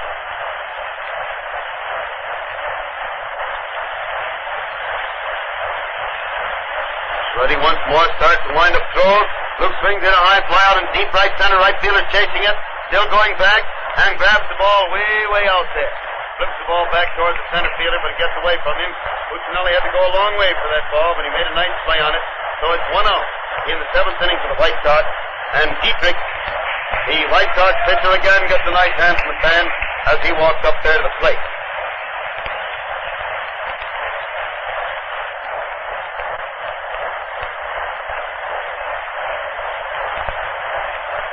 Starts to wind up the pitch first, 1 to Dale. Throws. Dietrich swings in a high fly to center field, but Moses is jogging in under it easily. Has it, and it's 2 out in the 7th inning. First time they've gotten Dietrich out. 2 out in the 7th inning for the White Sox. And Rip Radcliffe is at bat. Radcliffe at the plate.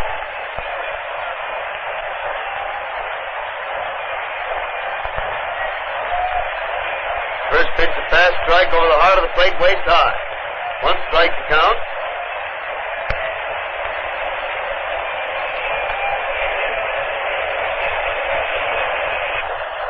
There's the ball inside across the way, so it's 1-1. 1 ball and 1 strike on Ratcliffe.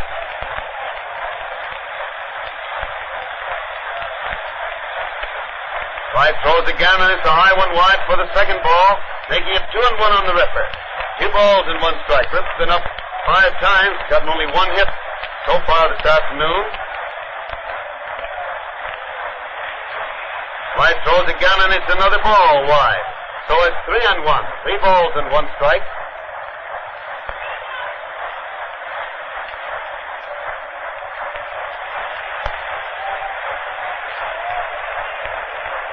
White winding up again, throws, and it's a wide one across the waist for ball 4. Ratcliffe gets a base on ball, and it's the first man to reach base off Clyde since he went in there in relief in the 6th inning.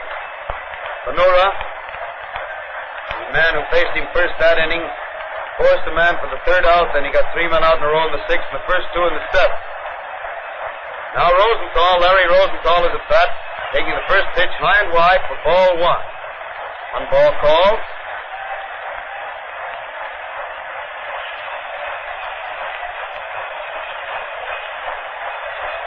Throws again, and the hitter takes a high one wide for ball 2, and it's 2 balls and no strikes on Rosenthal.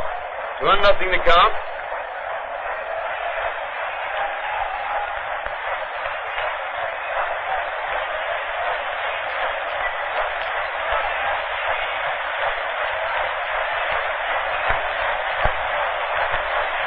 Nothing. It's ready again. Throws for a wide one and ball 3. So it's 3 balls and no strikes on Rosenthal. 3-0 the count.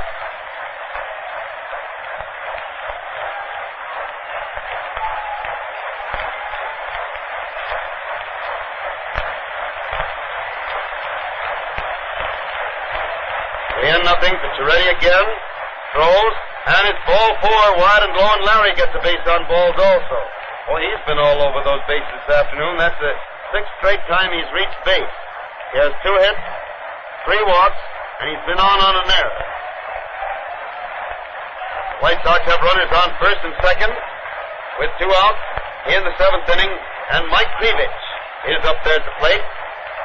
Mike takes a fast one for a strike over the heart of the plate, about waist high. 1 strike on Krivich. Ready again, takes another look back at second, and throws, and it's inside across the waist for ball 1. So it's 1 ball and 1 strike on Mike. 1-1 the count.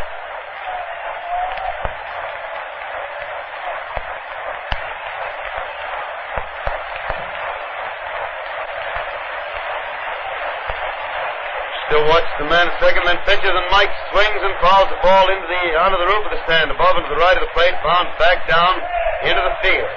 And it's still 1-2, 1 ball and 2 strikes.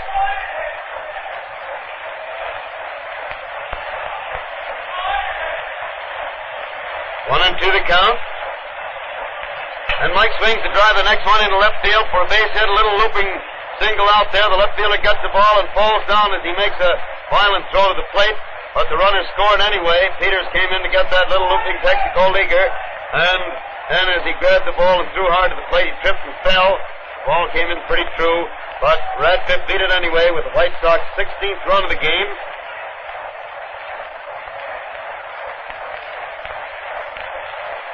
These White Sox runners on first and second, 2 out, 1 run home in the 7th, and Zeke Benura is at bat, taking the first pitch inside and low for ball 1.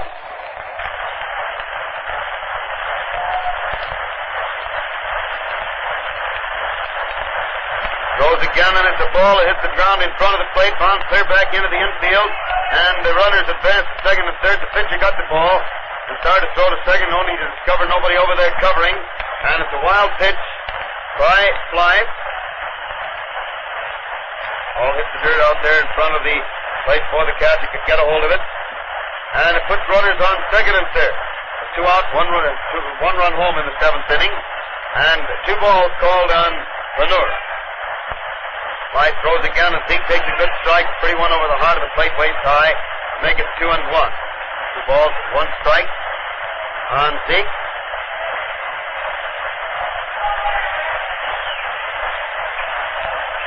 Zeke hits the next one, but it's a foul, little pop fly. Coming up into the second deck over to our left, bounce out and over and back down into the lower deck seat. And it's 2-2. 2 balls and 2 strikes.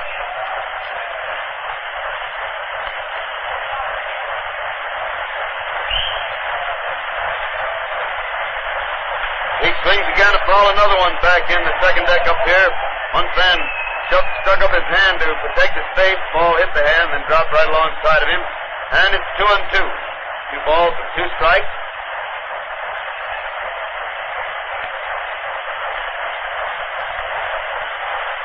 Throws again and it's ball 3 inside across the waist to make it 3 balls and 2 strikes on Benora. 3-2 is the count.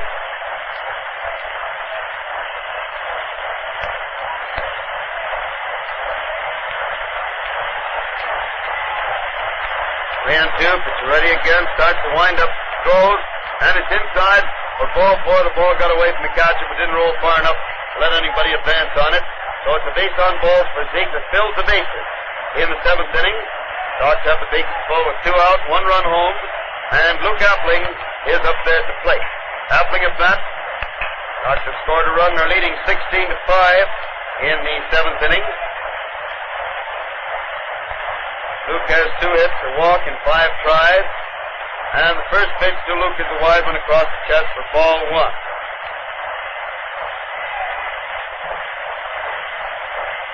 1 ball called. Throws again, and it's a high one inside for ball 2. Catcher turns around, asks for another ball, and gets it.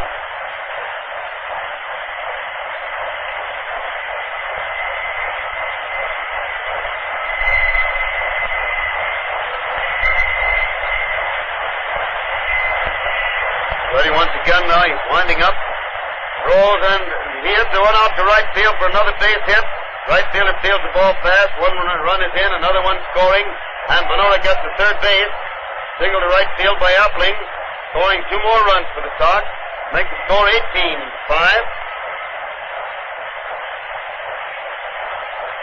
These Sox runners on first and third and 2 out. 3 runs home in the 7th inning. And the next man up there is Jackie Hayes, White Sox second baseman.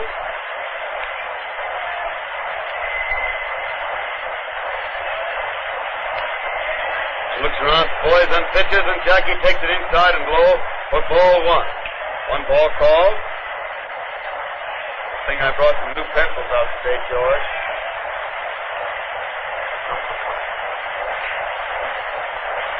And there's a strike over the heart of the plate, waist high, and the count is 2-0. 2 balls and no strikes on Hayes.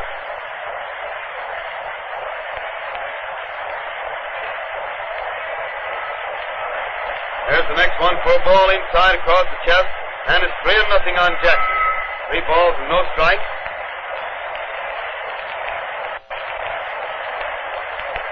Maybe one of them was called strike. I didn't see his wave, so the board shows 2-1. But it doesn't matter. Jackie hits the next one into right field for a base hit. Benora jogs home and Appling stops second base. Single to right field by Hayes, scoring Benora. The White Sox 19th run of the afternoon. How are you people getting along with that Texaco scorebook? You got room for everything? Boy, that doggone. Look at that face. It's all full of black marks, meaning run. How many pencils they go worn out? Well, the first pitch now to Pyatt. It was as bad as inside and low for ball 1. 1 ball called.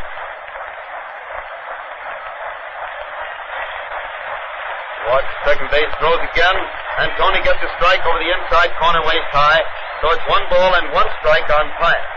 1-1.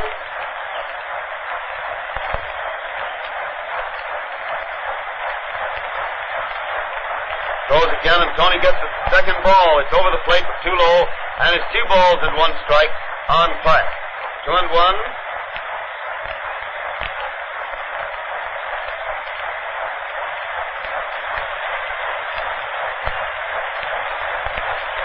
Still keeps an eye on second, but finally pitches, and Tony jumps back to take it inside across the waist for the 3rd ball. And it's 3 balls and 1 strike on Pyatt. 3-1 now.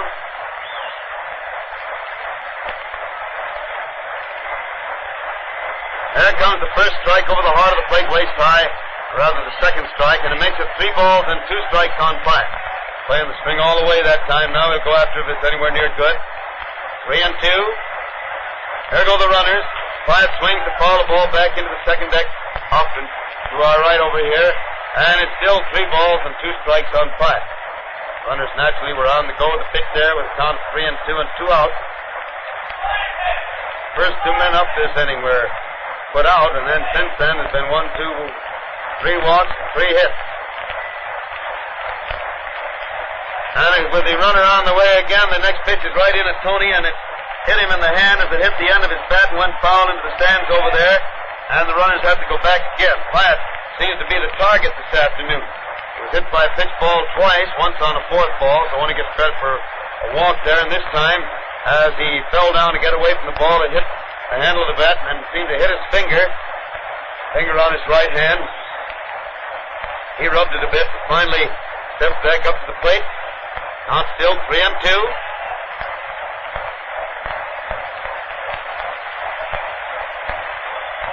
And Platt swings again to foul another one back into the stands back here to our right. And it's still 3 balls and 2 strikes. 3-2 now on Platt. White Sox runners on first and second, 2 out, 4 runs already home this inning, and the White Sox leading the Athletics 19-5. Couple more touchdowns, they'll have quite a score. And now Platt swings in a high fly out back of the plate, coming down foul, catcher racing way back after it, and he makes the catch for the 3rd out after quite a run, though. Ending the last half of the 7th inning. In that half inning, the White Sox had 4 runs, 3 hits, and 2 men left on base. And the score is 19-5 in favor of the White Sox over the Philadelphia Athletics at the end of the 7th inning.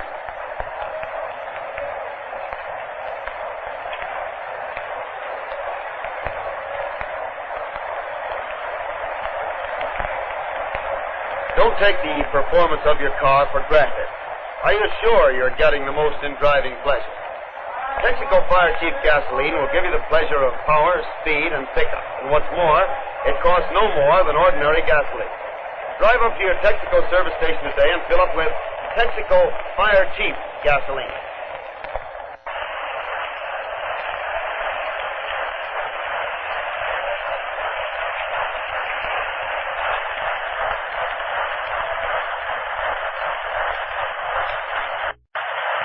Johnson waits there while Merv Shea went out there to warm up the pitcher. Catcher is Groove. Groove is catching now. Groove has gone in to finish the game behind the plate.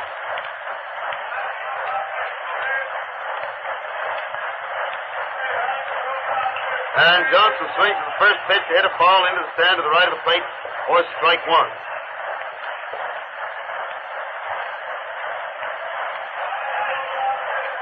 One strike on Johnson.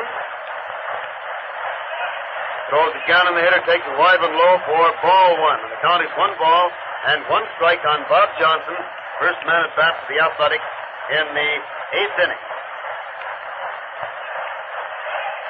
There's the next one for ball 2. It's wide, and it's 2-1. 2 balls and 1 strike on Bob. Big husky right-handed hitter. Dietrich gets inside again. He's winding up. Throws, and the hitter takes it high and inside for ball 3. And it runs the count to 3-1. 3 balls and 1 strike.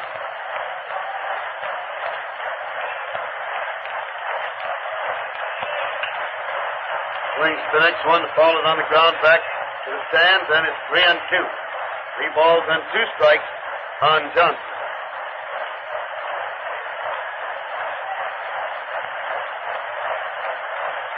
Bob swings the next one to hit a ball to right back at Dietrich, who gets it on the hop, throws the first, and Johnson is out for the first out in the 8th inning. 1 out in the 8th inning for the Athletics, and Higgins is at bat. Pinky Higgins up there at the plate.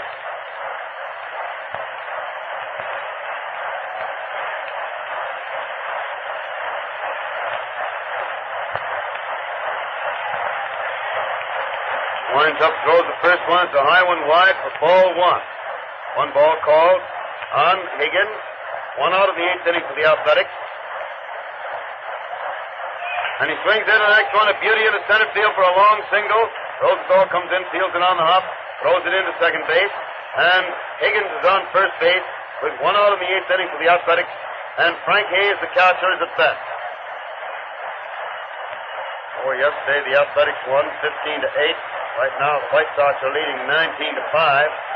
Kind of a series is this, man oh man. Now Dietrich throws the first one and it's wide across the waist. Ball 1 on Hayes. 1 ball call.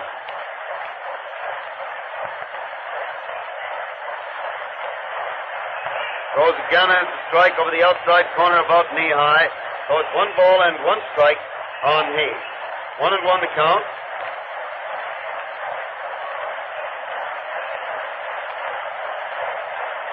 There's the next one inside for ball 2, and it's 2 balls and 1 strike on Hayes. 2-1 is the count.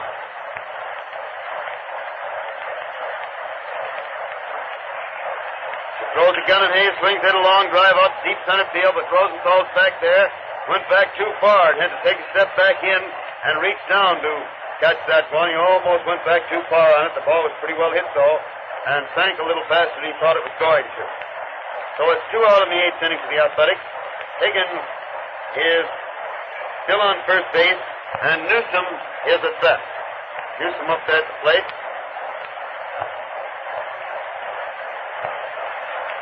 First pitch is a ball, wide and low. 1 ball call.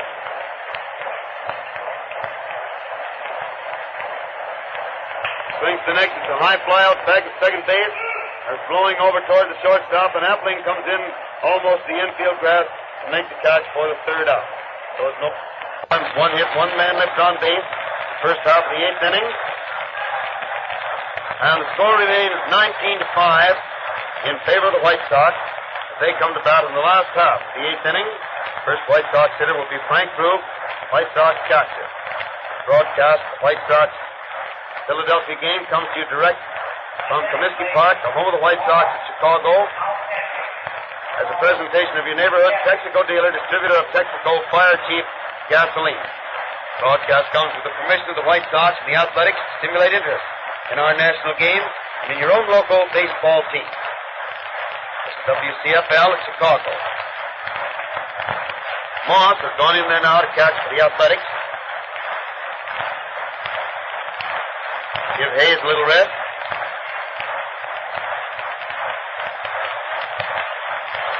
And the pitcher, Blythe, finishes his warm-up out there. Moss throws the ball out to second base. And Frank Krug steps up there to the plate to start the last half of the 8th inning. Krug, who went in to catch in place of Sewell.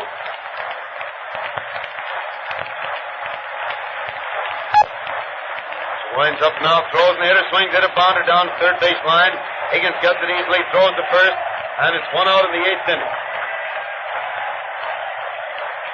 1 out of the 8th inning for the White Sox. And Dietrich, the White Sox pitcher, gets a nice hand as he walks out of the dugout up there toward the plate. Hill did some relief pitching for the White Sox the other day, but this is his first start for them. And even though he's had such a good lead, he's pitched good ball. White throws the first one, and Bill jumps back.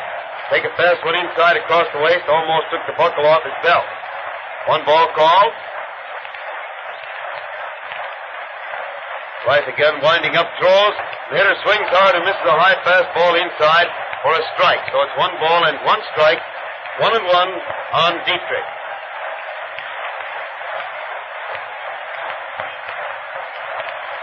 Winding up again, he throws, and the hitter swings it, a little looping fly out over the first baseman's head for his 3rd base hit of the afternoon. A single to right field by Dietrich, putting him on first base, 1 out in the 8th inning, and Rip Ratcliffe, the White Sox leadoff man and left fielder at bat.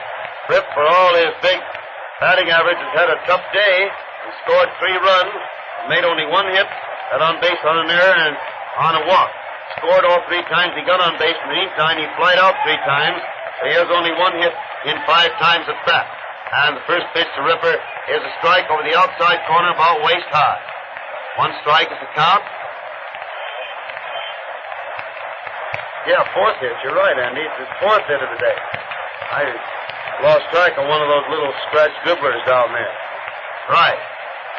Next one, the hitter swings and fouls the ball back on the ground, and it's 2 strikes on Appling. 2 strikes to count. I've got Appling at bat now, huh? Oh, I'm punchy, I'm telling you, especially now. It's Radcliffe at bat.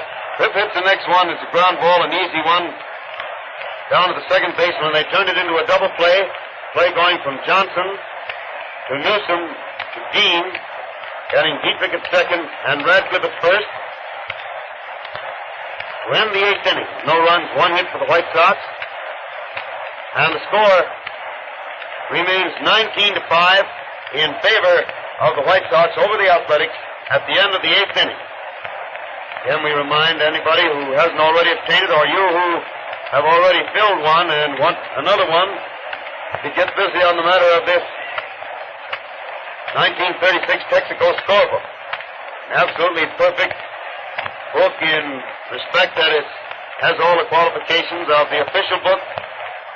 17 pages for 17 full games with a full summary and a complete scoring system with illustrations. To get it, all you have to do is to send, or rather, stop at any Texaco station, get a request card, ask for a request card, fill it out, mail it, and you'll get your scorebook. And you'll have something that you can record according to the scoring system shown in it, games that you'll remember and be able to live over for years to come. Nemick is batting for Flight to start the 9th inning, right-handed hitter. Takes the first one wide for a ball, and here comes ball 2. High and inside, so it's 2-0. 2 balls and no strikes.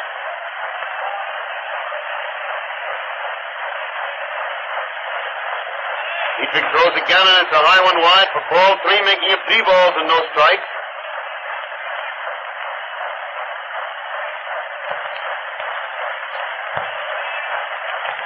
And there's ball 4 inside, and he gets a base on ball to put him on first base with nobody out in the 9th inning, and Peters, who is now playing left field, is at bat.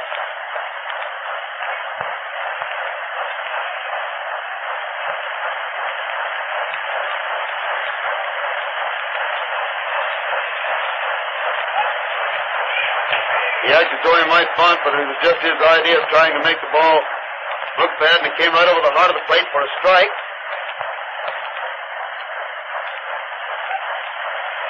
And he swings the next hit, bounded down past third base foul, and it's 2 strikes.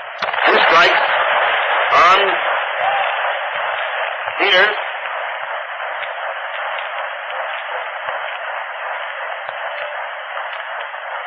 Dietrich throws again, and Peters gets a wide one across the way for ball 1, and the count is 1 ball and 2 strikes.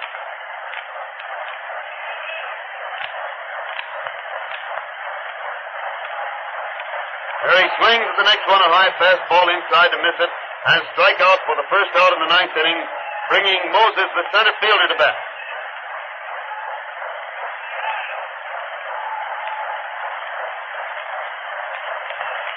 Dietrich's out in the grass looking those boys over, seeing where they're playing, rubs the ball up a little, now walks back onto the mound. And the first pitch is a good strike over the outside corner, knee high. 1 strike to count.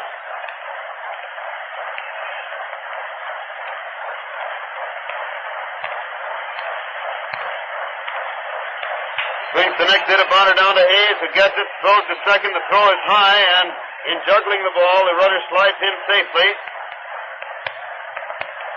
And Appling seems to question that a little bit, and that'll be an error to second base on Hayes, who made that bad throw. Moses safe at first on the fielder's choice, and Nemick safe at second on Hayes' bad throw to Appling, which Luke couldn't handle. And here is Dean at bat, taking the first pitch inside for ball 1. 1 ball called. Throws again, and it's inside and low for ball 2, making it 2-0.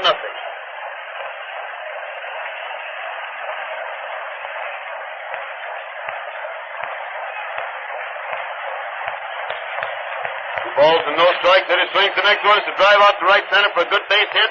1 run is scoring. The runner from first stops at second base. And it's a single to center field just to the right of center field by Dean. His 3rd hit of the game, which scores Nemick from second base and moves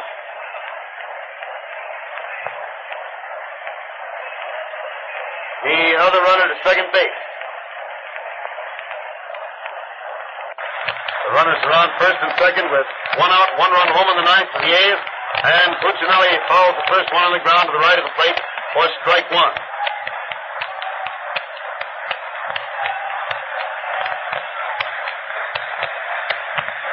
Throws again and the hitter fouls this one way down the right field line back into the seat. And it's 2 strikes on Puccinelli. 2 strikes to count.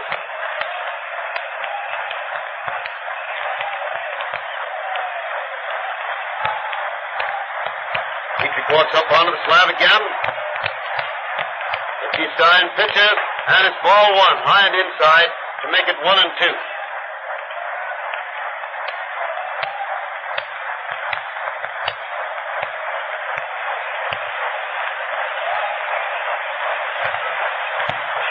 Hitter swings the next, hit a long drive out deep right center. The right fielder Cravage is back there, makes the catch. The runner at second base doesn't take a chance because I said earlier they need so many runs to get back in the game that they're not going to gamble away 1 run when they need a whole flock of them to get anyway.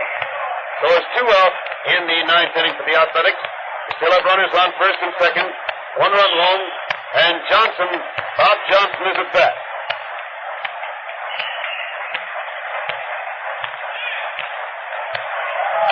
And the first pitch is a strike, 1 strike on Johnson.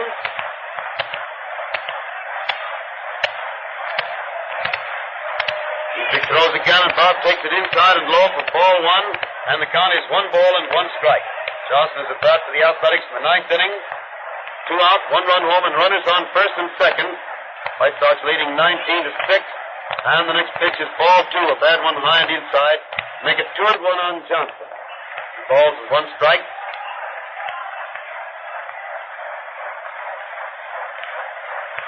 And he swings the next one, hit about it out. Appling who gets it, throws to second. The runner is out there for the 3rd out. Dean forced at second base for the 3rd out, ending the ball game with the White Sox winners by the lopsided score of 19-6. In the 9th inning, the Athletics had 1 run, 1 hit, 1 error, and 2 men left on base. And the score at the final score, the summaries, White Sox had 19 runs, 19 hits, 12 men left on bases. The Athletics run, 10 hits, 3 errors, and 8 men left on the bases. Time of the game was 2 hours and 8 minutes. The winning pitcher was Dietrich, losing pitcher Doyle. Tomorrow, these same 2 teams play again, White Sox and Athletics, and maybe we'll get down to some of the pitching duels we have seen these 2 teams engage in rather than the wild and woolly contest that we had today. We will be with you then anyway. Thank everybody for the telegrams and messages of good cheer. There's a lot of them in the mail, which I haven't had a chance to go over that came to the ballpark right now. What are you going to do, put in here? I'd like to. I bet this fellow right here, you know. That's He's not as nervous as he was, say, 29 years ago. 29 years ago, a little more. You mean my dad? Say, he's a great luck changer here at the Sox. Hello, Bob. He came out here to see him once, and they lost 21-9 or something like that.